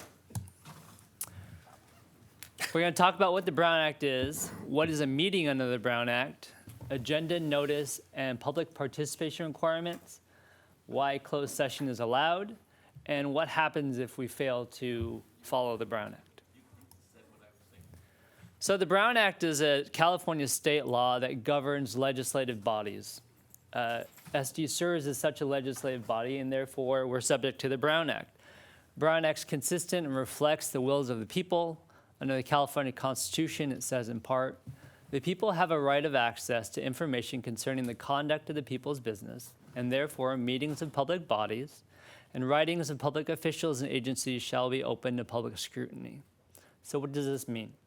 It generally means that all of SDCERS meetings must be open to the public, and everyone has the ability to participate and attend those meetings, subject to just a few exceptions. All right. So, Tom, you and I talk a lot. You may be thinking, I'm an SDCERS trustee, and I talk to you all the time. How come all of our talks aren't subject to the Brown Act? And I'd say, Tom, that's a great question.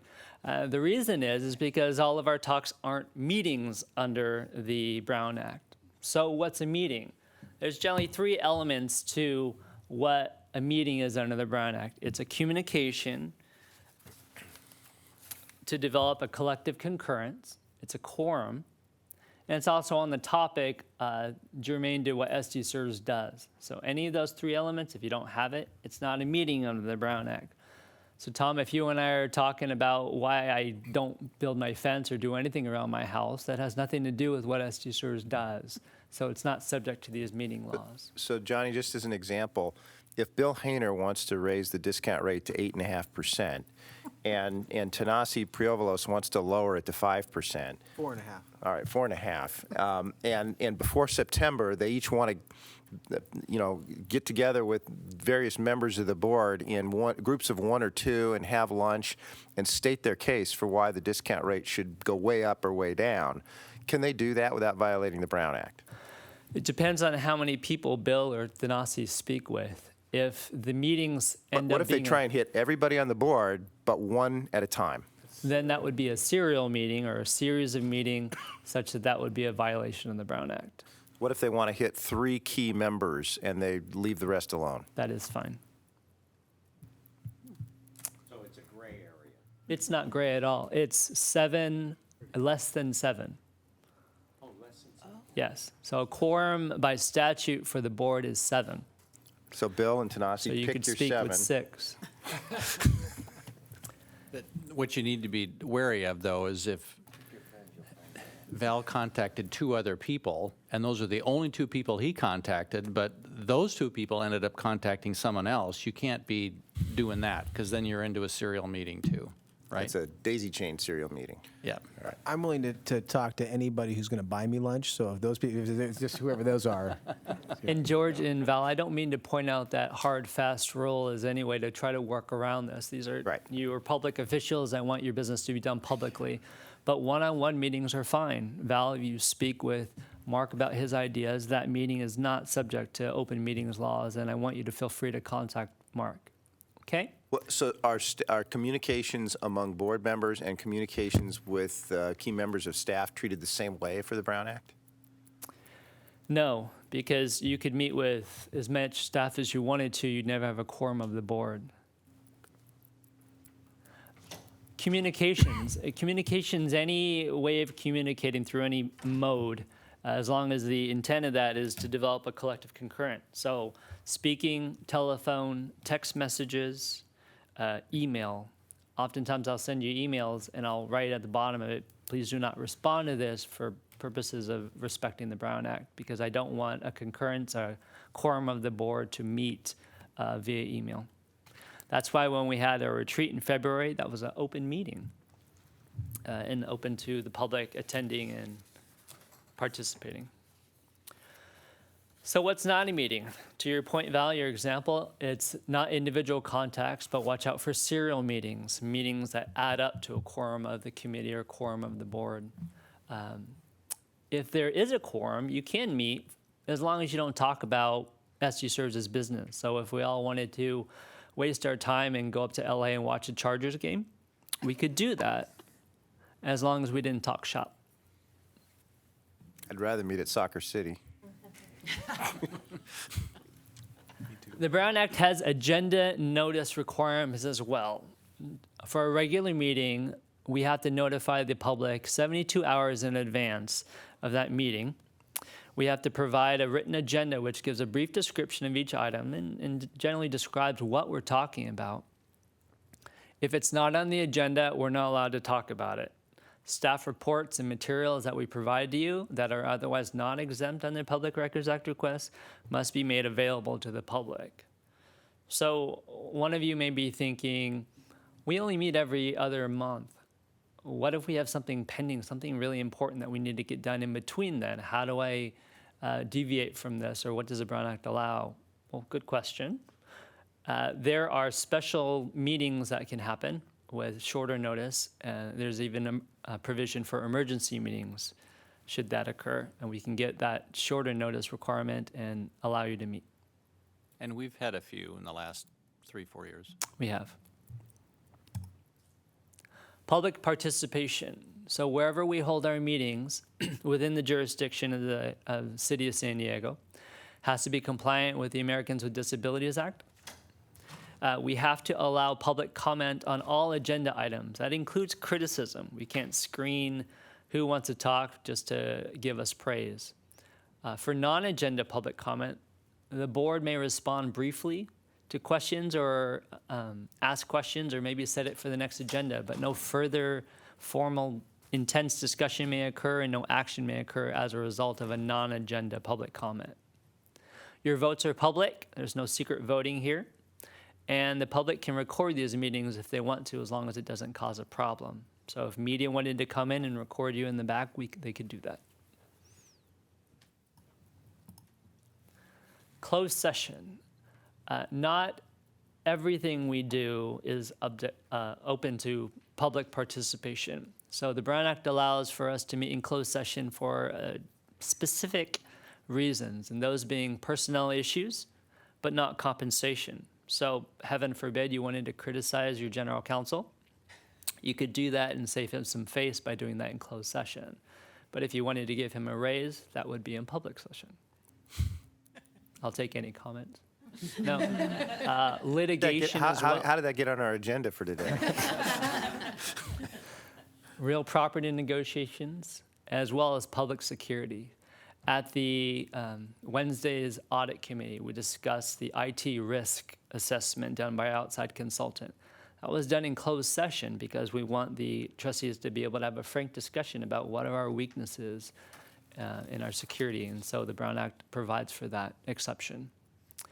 Your discussion and things we talk about in closed session are private, so you are not allowed to go out afterwards and speak of them publicly. But certain actions that the board take in private and closed session must be reported publicly. So if the board settled a lawsuit and that settlement was final, that would be something we would report out in closed session. What happens if the Brown Act isn't followed? Well, if we determine the Brown Act's not followed, we'd redo it again in public. If someone else challenges our decision not to have a public meeting or determine or questions whether or not conversations add up to a meeting under the Brown Act, they could file actions against SDCERS. And if they win, they would invalidate that decision. There are certain civil penalties. There's even criminal penalties should this board decide to violate the Brown Act maliciously, purposefully. And the party could win costs and attorney's fees against SDCERS. Since I've been on this board, we've done a great job of following the Brown Act. We've had no complaints, no problems with it. And so I applaud you for following our advice and following the Brown Act. Questions? Thank you very much. Thank you. Johnny. All right, so we'll take a short break, come back in 10 minutes, and move on to the Audit Committee report.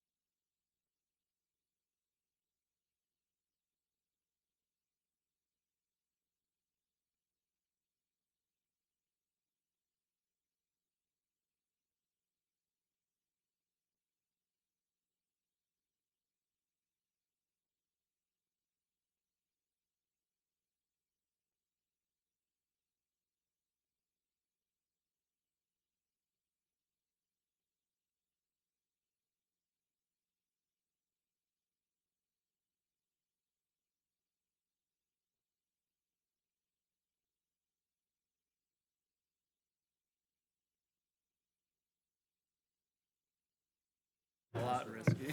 How about that? But the way that these are Is that good? Is that good? practiced. You like that? Make sure there's That gavel? That was left-handed. It's over here. It's over here. Well, because it's all set up for Alan. ultrasound. They did like way more than they would have. This is the right hand of the father. This is the right hand of the right hand of the father. It's awesome. Having been denied the first. No, I think it. Yeah, ding your glass. She was a scale breast All right. member who had been a champion of women's rights. She's getting it. As soon as Lee Parvano gets up to the podium, we'll reconvene. Slacker. All right, we're back in session and ready for our audit committee report from our own Lee Parvano. There was one action item, and that was to approve the fiscal year 2018 internal audit plan. A risk assessment and audit plan was presented to the audit committee. It identified 13 audits activities that are to be performed during the fiscal year, 5 contingent activities if those 13 are completed. The audit committee voted on this and was approved 3-0. Great. Can we have an audit committee member make a motion? There isn't one. Yeah. I'll make the motion. Motion to approve. Ready to vote? All votes are in.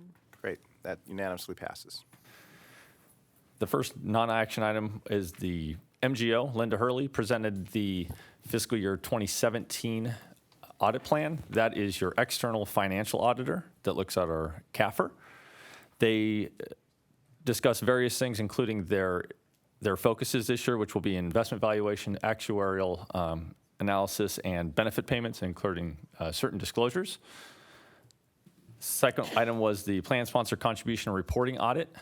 That was the audit that I performed on the City of San Diego's information that they send to us. This information is critical to SDCERS' mission, which is to pay accurate and timely benefits.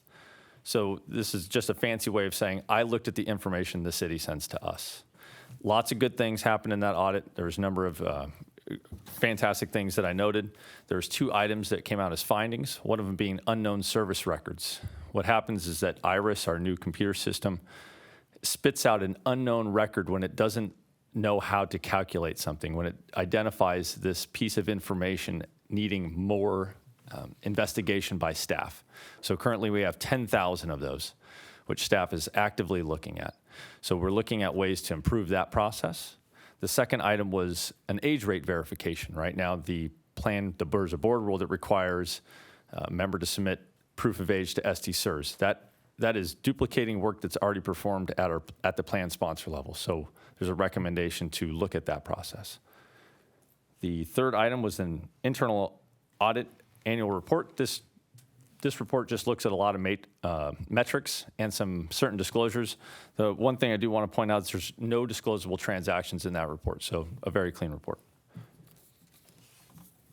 There's an update given on the cost of living annuity and the surviving spouse annuity audits. This was to give the audit committee an update on the recommendations that were given to management and to the board, just to update them where we were at on those.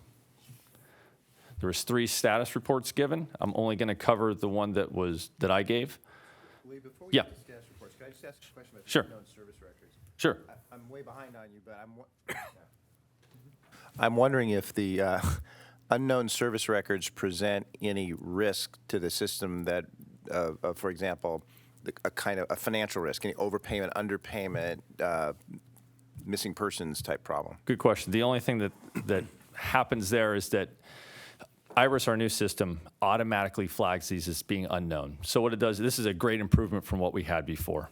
Before, staff had to manually look for these unknowns, things like lapses in service credit, areas where we had pensionable salary, but no service credit was granted. So staff had to manually identify these and figure out what happened during this period.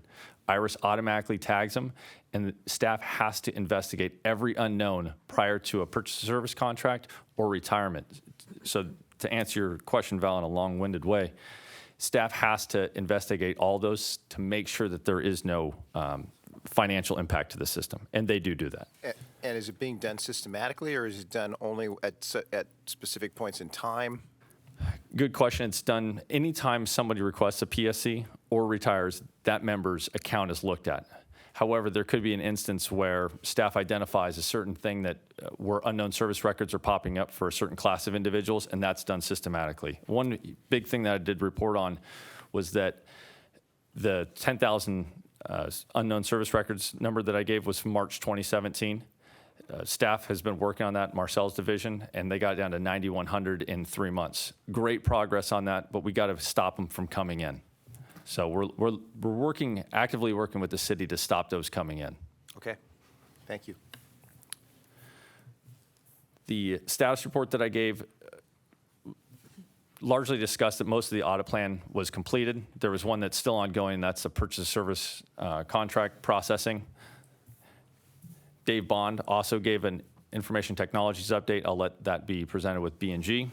Johnny Tran also provided an update, and that will be given out by B&G.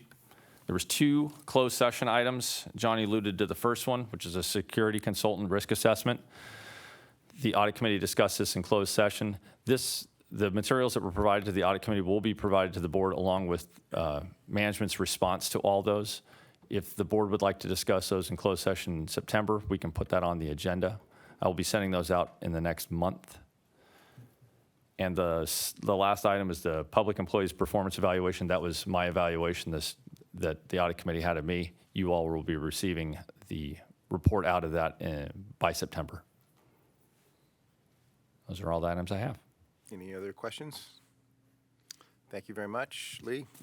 That brings us to Disability Committee and Natasha Kalura. First item is approval of the disability consent agenda items.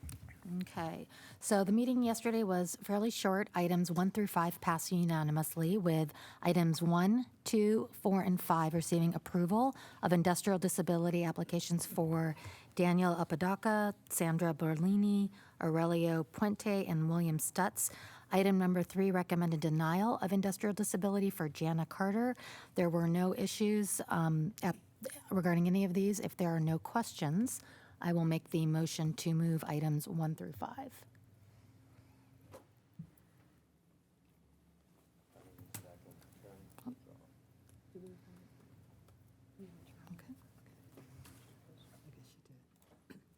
Ready to vote?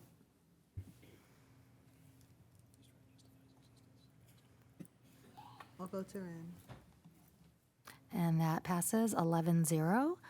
We had the staff report from Sandra, and we have received 22 applications for disability retirement this past fiscal year, and we processed 25. There were 9 applications that were referred to adjudicator for hearing, and we were able to act on 7 of those. So that process of going right to adjudicator is definitely working and speeding up the process. And that's really, everything is moving along smoothly. So unless anyone else has any comments, that concludes my report. All right.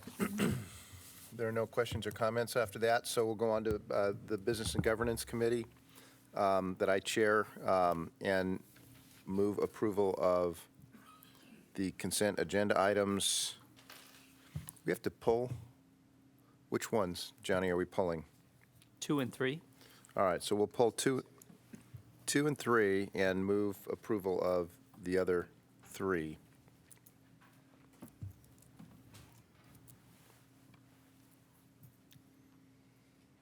Ready to vote?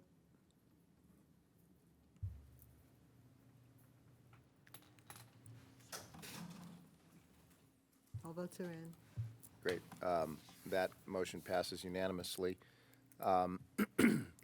Items 1 and, is it 1 and 2? Which? 2 and 3. 2 and 3 are going to be, we're going to continue those to September? Do you want to speak on those ones, Johnny? Thank you, Val. Item 2 concerns revisions to the board's ability to reconsider its past decisions with the feedback of the committee.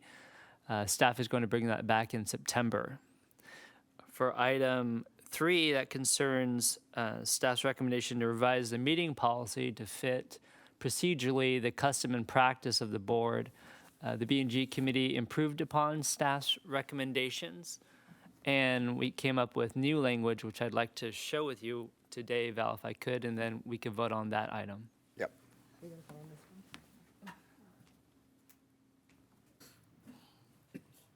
I have the screen. So staff had recommended language that reflects the board's custom practice of running its meetings.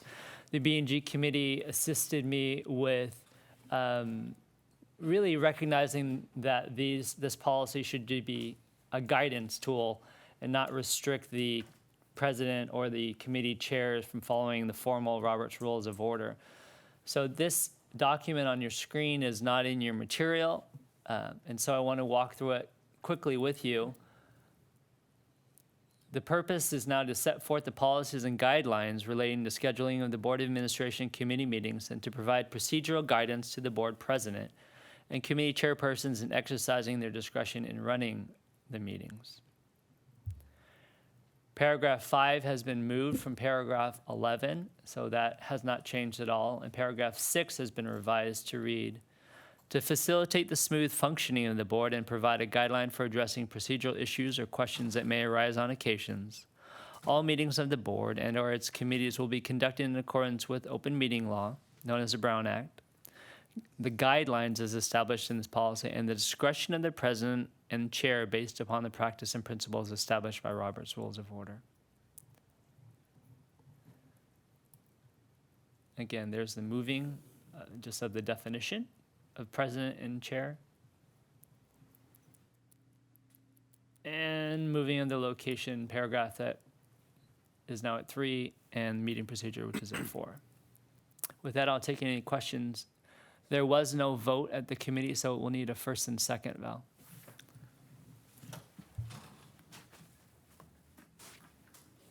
All right, if you want to bring up the buttons, we can go ahead and vote on this one today. So I've made the motion to approve. Tanasi has seconded it. And just for everybody who wasn't at yesterday's board B&G committee meeting, Tanasi is responsible for all the red ink on that document, and he seconded it. Ready to vote? Can we talk about my raising closed session? All right, Votes are that in. passes unanimously. So we've approved item 3, and item 2 will come back to us in September. Is that it? Yes, and item 1, which we approved here earlier, you approved an exception to a board policy Right. for this one individual matter. We are going to bring back a revision in September to the existing board policy to make the process work better going forward, rather than asking for us to waive a board policy. Right. And we'll hear more about that in the September meeting. Yes. So that brings us to new business, non-action items.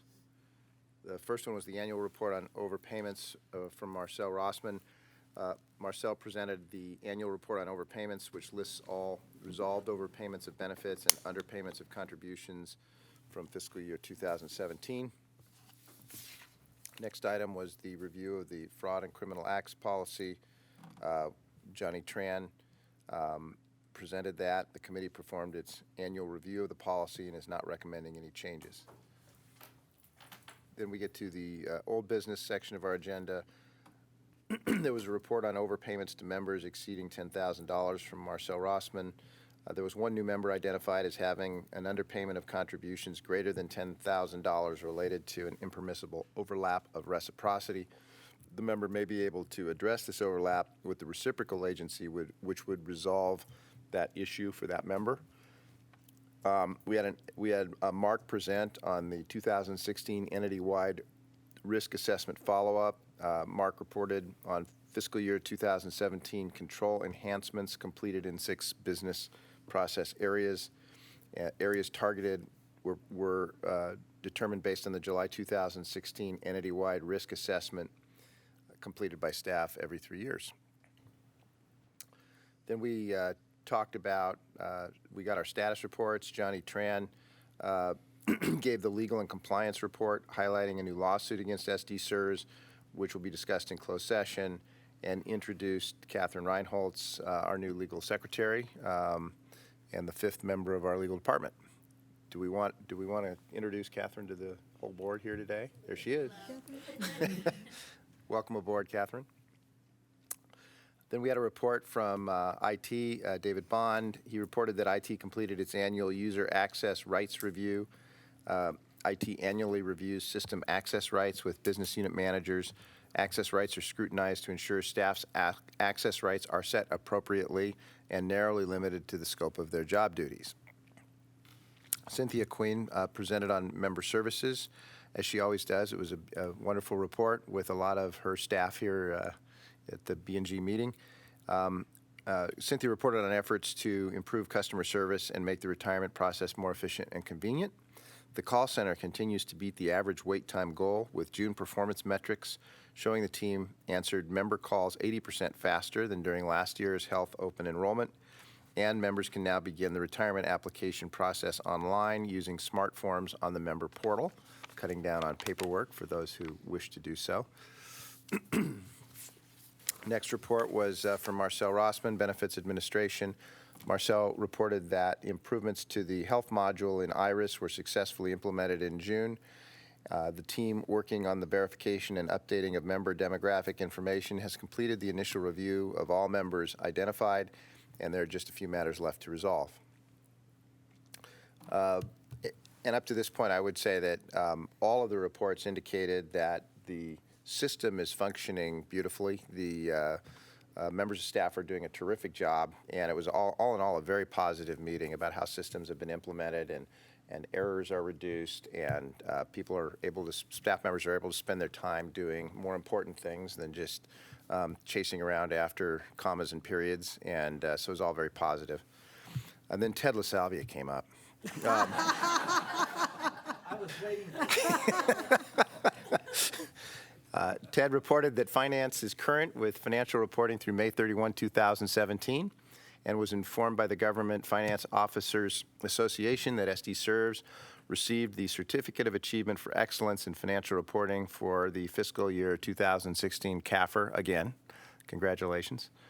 Ted reported on the trust financial statements for April and May, focusing on the May 2017 trust financial statement. As of May 31, 2017, SDCERS had a planned net position of $7.4 billion and total investments of $7.4 billion. For the 11 months ended May 31, SDCERS had an increase in planned net position of $596 million, resulting from net investment income of $745 million, contributions of $319 million, and total expenses of $468 million.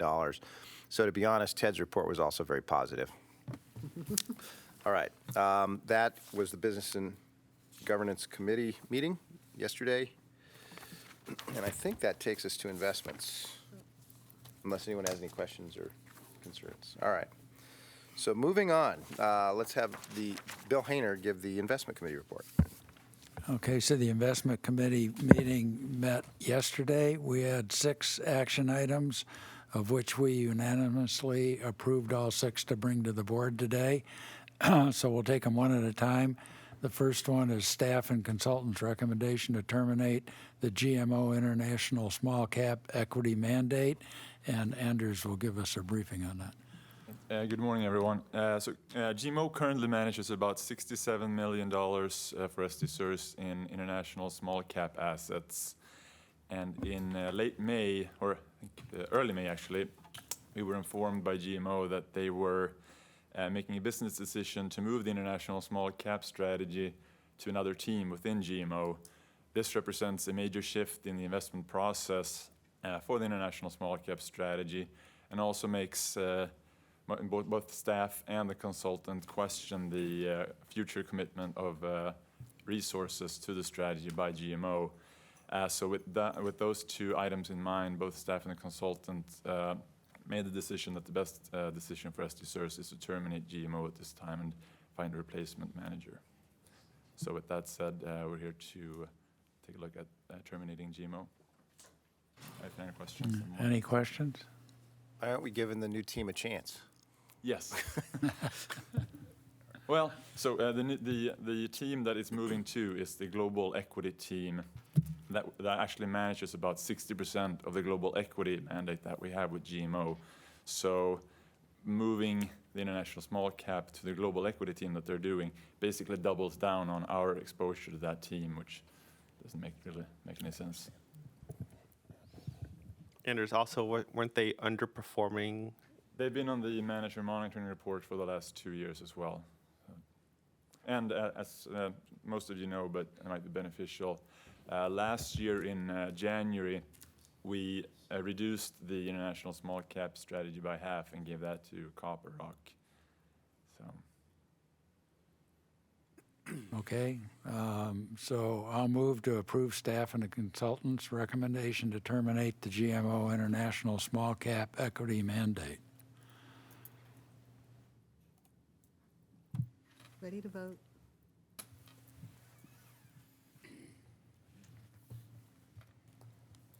All votes are in. And we have 11 votes for yes. It passes unanimously.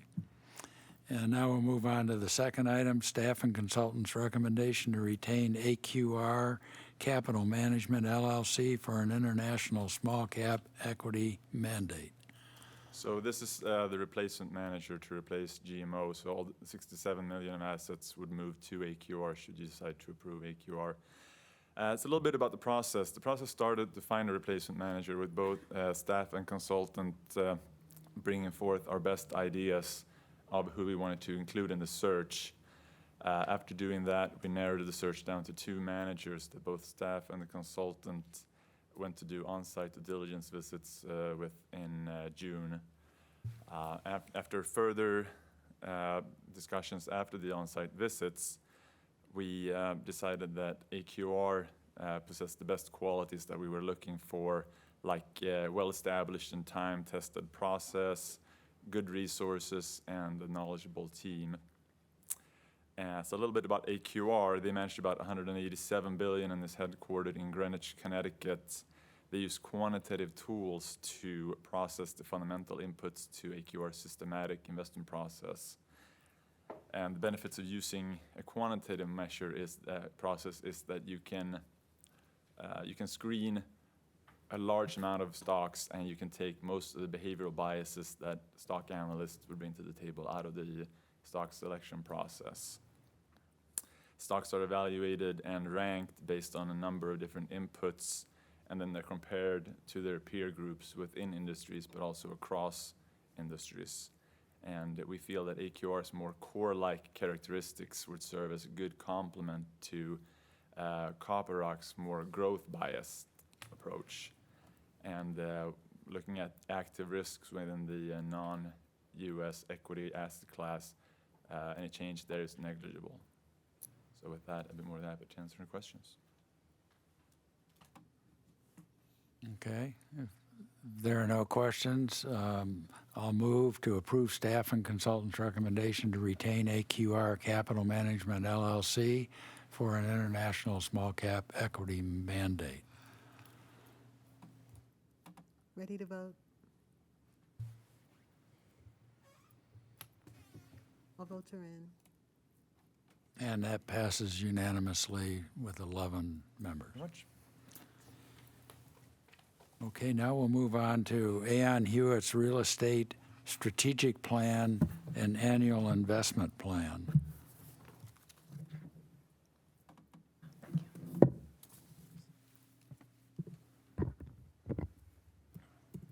I'm a picture person. I think pictures make a lot more sense here. Could you give me laptop too, please?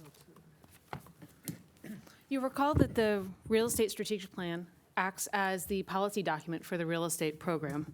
It lays out the goals and objectives for the program, whereas the Real Estate Investment Plan lays out the goals and initiatives for the upcoming year and really acts as a working document.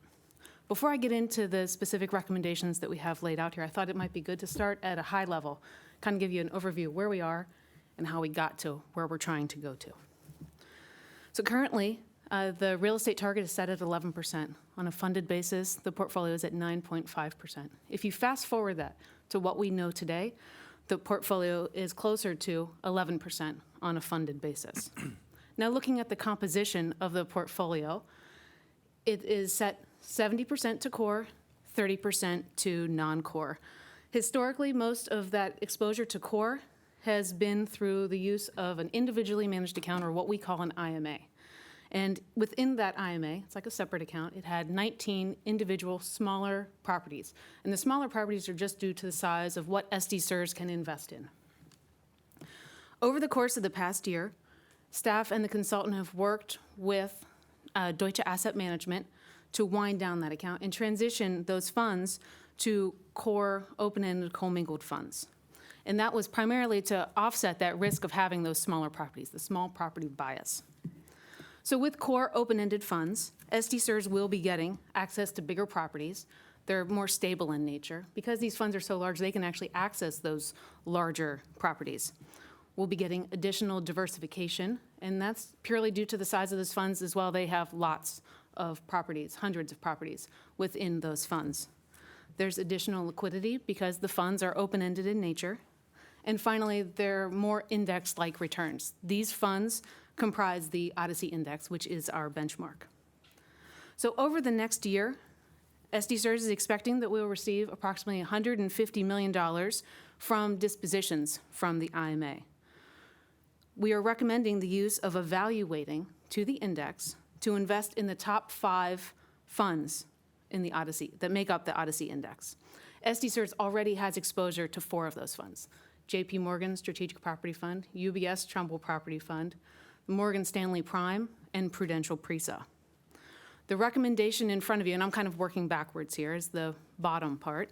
The recommendation in front of you would approve the follow-on commitments for 3 of the existing funds, and that's $45 million to UBS Trumbull Property Fund, $34 million to the Morgan Stanley Prime, $34 million to Prudential PRESA. So then the next recommendation is within the non-core space, and really nothing is changing here. We're recommending that we continue at the same pacing that we have in years past. $40 million divided evenly between 2 non-core funds over the course of the next fiscal year. Those funds will be brought back to you for approval as staff and the consultant vet and find appropriate funds to invest in. And finally, the last recommendation is to tactically overweight real estate using real estate debt. And this is separate from the debt that's currently within the Opportunity Fund. That is opportunistic debt or non-core debt. What we're recommending here is core debt. This is lower risk debt that is using lower leverage and is seeking returns in the 6 to 8% range. This core debt will help to offset the all equity exposure currently within the real estate portfolio.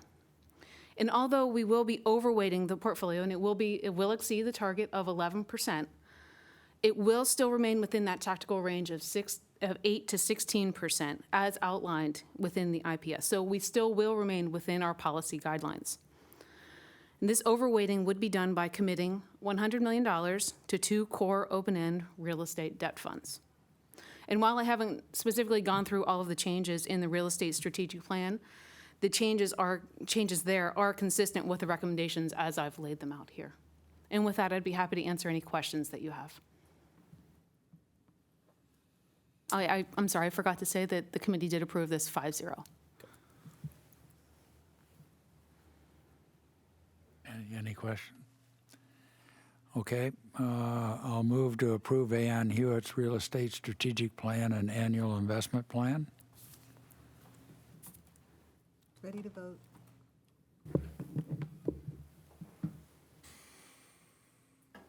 All votes are in. And we passed with 11 votes for yes. Okay, we'll move on to staff and consultants' recommendation for a $50 million commitment to the MetLife Commercial Mortgage Income Fund. Great, thank you. So as we just talked about in the annual investment plan, we have recommended that SDCERS tactically overcommit to real estate debt to increase the diversification of the portfolio and to mitigate the risk of the portfolio's all equity composition.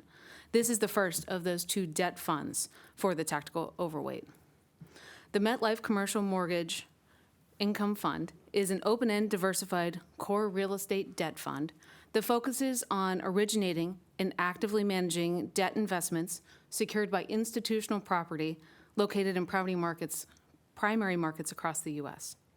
The fund's strategy is to primarily originate commercial mortgage loans and to invest up to 30% in subordinate debt, with the goal of providing a consistent current income and preserving capital. They're seeking to provide average annualized returns of 6 to 7% over a full market cycle. And with that, I'd be happy to answer any questions that you have about this fund. No questions? I'll move to approve staff and consultants' recommendation for a $50 million commitment to the MetLife Commercial Mortgage Income Fund.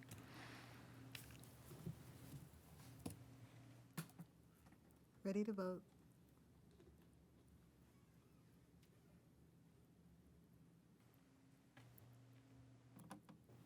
All votes are in. And we're unanimous with 11 yes votes. Okay, now we'll move on to staff and consultants' recommendation for a $50 million commitment to the Mesa West Core Lending Fund. This is the second of the debt funds that is recommended for the tactical overweight to real estate debt. The Mesa West Core Lending Fund is an open-ended core real estate debt fund that originates first mortgage loans secured by institutional real estate throughout the U.S. Their focus is primarily on coastal markets and primary markets with high barriers to entry, which is, as they said yesterday, a fancy way of saying the top 10 markets in the U.S. The focus of the fund is on high current income and protection on the downside. And they are seeking returns with average annual returns of 6 to 8% on a net basis. And with that, I could answer any questions that you have. No questions? Okay, move to approve staff and consultants' recommendation for a $50 million commitment to the Mesa West Core Lending Fund.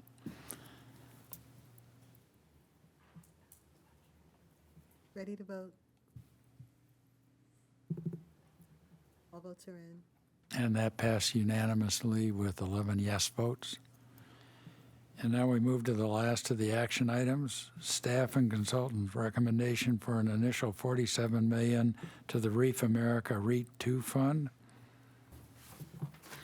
With the liquidation of the Deutsche Asset Management, IMA, staff and consultant are expecting that 6 to 8 investments will be liquidated over the next 12 months. As discussed in the real estate annual investment plan, staff and the consultant are recommending that these proceeds are reinvested in real estate core strategies. As we talked about in the annual investment plan, we will be investing in the top 5 funds. This is the 5th largest fund within the NFI Odyssey Index, which is the current core benchmark. Because this is a new fund for SDCERS, this is a separate recommendation that's being brought in front of you. The Reef America REIT 2 is a U.S. open-end diversified core fund that focuses on the 4 traditional property types in major regional markets. The fund seeks to add value through time by locating superior assets through superior asset selection and a focus on properties with high cash flow and lower volatility. The goal of the fund is simple: to exceed its benchmark of the NFI Odyssey and to achieve a total annual return of 6 to 8% on a net basis. And with that, I can answer any questions that you have. No questions? I'll move to approve staff and consultants' recommendation for an initial commitment of $47 million to the Reef America REIT 2 Fund.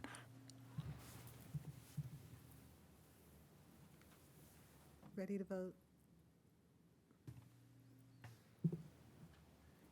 All votes are in. And we passed unanimously with 11 yes votes. Okay, and thank you, Jamie. I think I'll ask Susan to come up and give us a quick update on the annual report on securities litigation.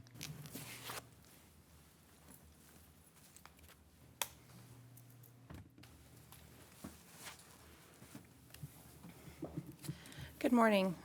So this is the yearly report out where we review the securities litigation policy. As you may know, we invest in stocks, and sometimes that leads to class actions and direct actions.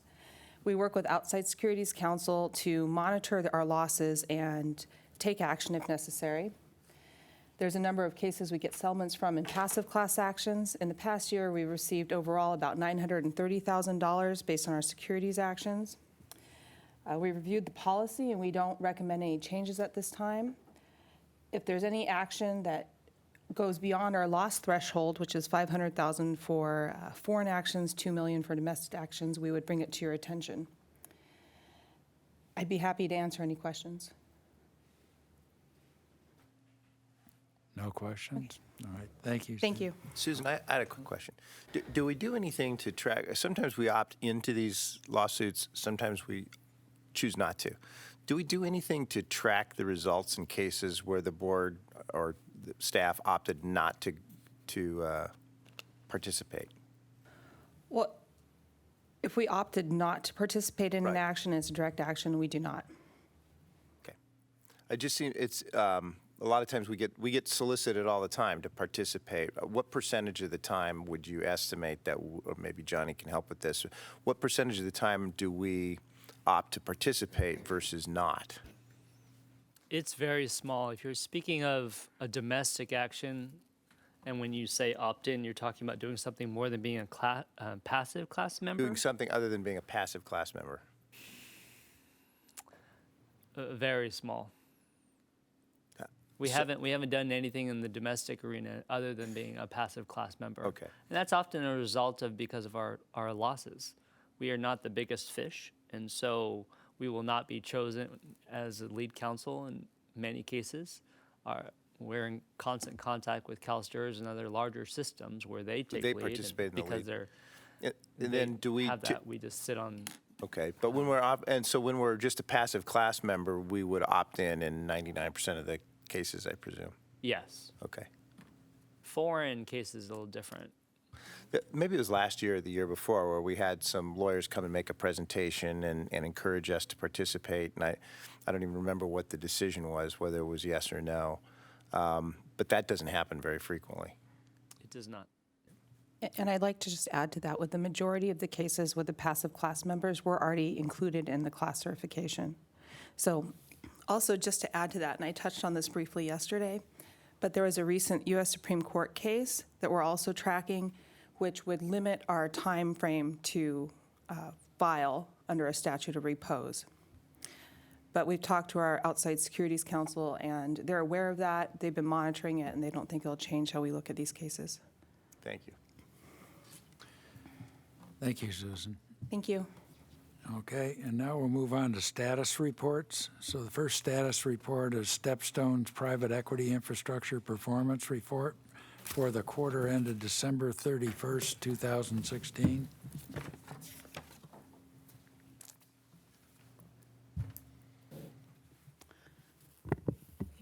Here's the performance for the quarter ended December 31st, 2016. On a combined basis, you can see that the StepStone Atlantic Fund had a net IRR of 14.2%. If you break that down further, in private equity, it is 16.5%, and infrastructure, it broke out to a 4.8% return. What's important for you to note here is that there has been a rebound within the infrastructure investments that had been written down in 2016. We do expect the investments to continue to go up. Fingers crossed. Do we do any rebalancing based on the relative returns on? No.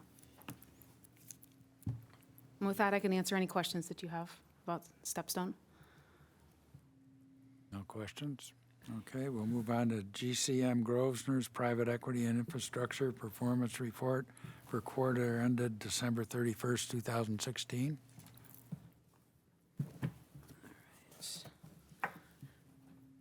On a net basis, the GCM Grosvenor Pacific Fund had a net IRR of 16%. This can be broken down into a private equity net IRR of 17.4% and an infrastructure net IRR of 10.5%.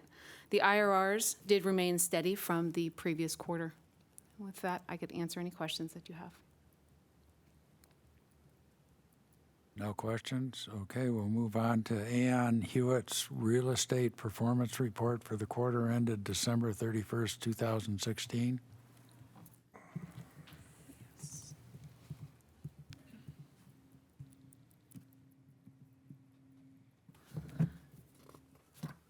Thank you. For the quarter, SDCERS had a return of 3% for the quarter ended December 31st, 2016, versus the benchmark of 1.3%. For the 1-year period, SDCERS real estate portfolio had a return of 9.9% versus the benchmark at 8%. As you can see, over the longer terms for the 3, 5, and since inception time periods, we do continue to perform in line or outperform the benchmark. That 10-year return that you're still seeing there reflects the global financial crisis. Performance for the quarter was driven primarily by the Deutsche Asset Management IMA. Would you say, Jamie, that since you've been in charge of this, that the performance has outperformed the benchmark substantially? Absolutely.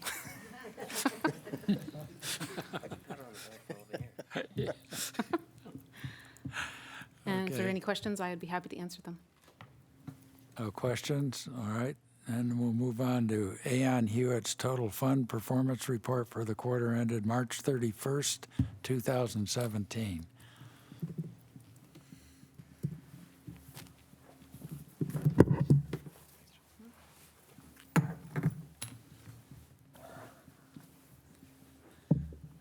Hello again.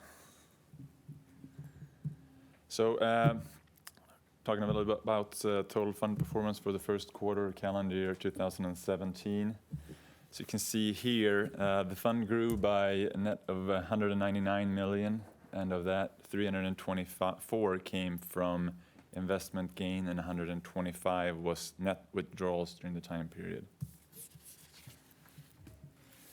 And performance was as follows. So the quarter outperformed by 0.4%, so 4.5% net gains versus 4.1 for the benchmark.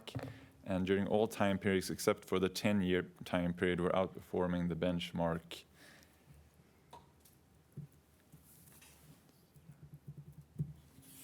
And where does all this performance come from during the first quarter? Most of it came from selection effect, and that's where we want it to come from.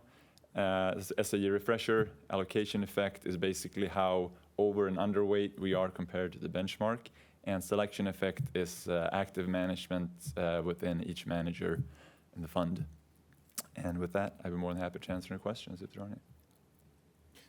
Anders, could you go back to the slide that you had right before this one that had the bar graph? This one? Yeah. Yep.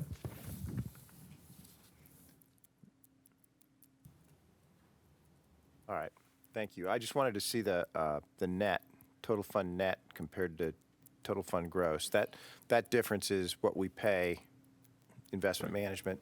Correct. To achieve those returns. Correct. Thank you. Okay, and now we'll have an investment division staff report. All right, so the reconciled market valuation as of March 31st was 7.425 billion. And during the time period since the last board meeting, 8 wires were sent out, totaling about 10.3 million to pay for payroll expenses and operating expenses. And 2 wires were sent out in May and June, totaling about 75.1 million to pay for monthly benefit payments to retirees and beneficiaries. We also had an addition to the manager monitoring report, which was Aberdeen for performance reasons, and one manager came off. Fisher Investments came off. Their performance improved over the time period. With that, I'm more than happy to answer any questions. No questions? Thank you, Anders. Oh. I wanted to add one comment relative to annual performance. A number of pension systems around the United States around this time started announcing what their returns were for the fiscal year ending June.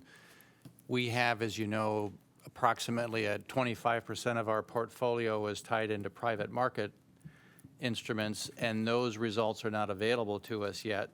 So while we do have some preliminary information on public market performance through June 30, we do not have the private market information yet. We historically have released our preliminary investment returns in mid-August. That's still our time frame. So you may see some other systems that are reporting out their information. In a few cases, they may have additional staff members that are doing some of these calculations on private markets or maybe less involved in private markets than we are. So we do not respond to press requests until mid-August, when that's when we'll release our preliminary numbers. But they're good. Anything you'd like to add to that, Liza? Yes, but not related to performance. I just wanted to confirm that we received all 3 ADC payments from the plan sponsors on July 1st, or no, it was the 3rd.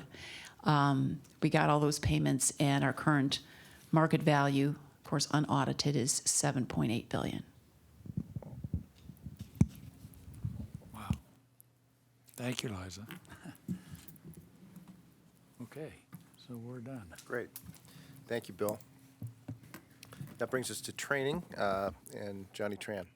Thank you, Val. We have 3 training requests. I'm going to read them to you and ask that you vote on them as a group unless you'd like me to pull one. Jeffrey Wallace would like to attend the IFEBP 63rd Annual Employee Benefits Conference on October 22nd in Las Vegas. Bill Hayner would like to attend Nossaman's Fiduciary Forum on November 30th in San Francisco, and the GCM Grosvenor Client Conference November 7th in Chicago, Illinois. I'll need a first and a second for those.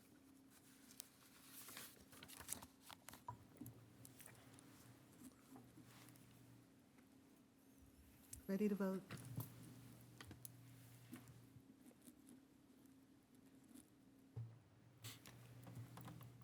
All votes are in.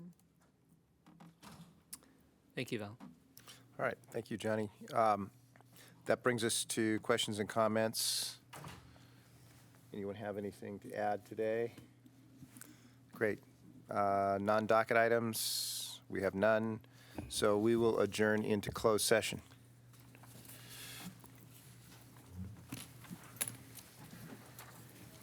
Is this where these steak lunches provided? There are.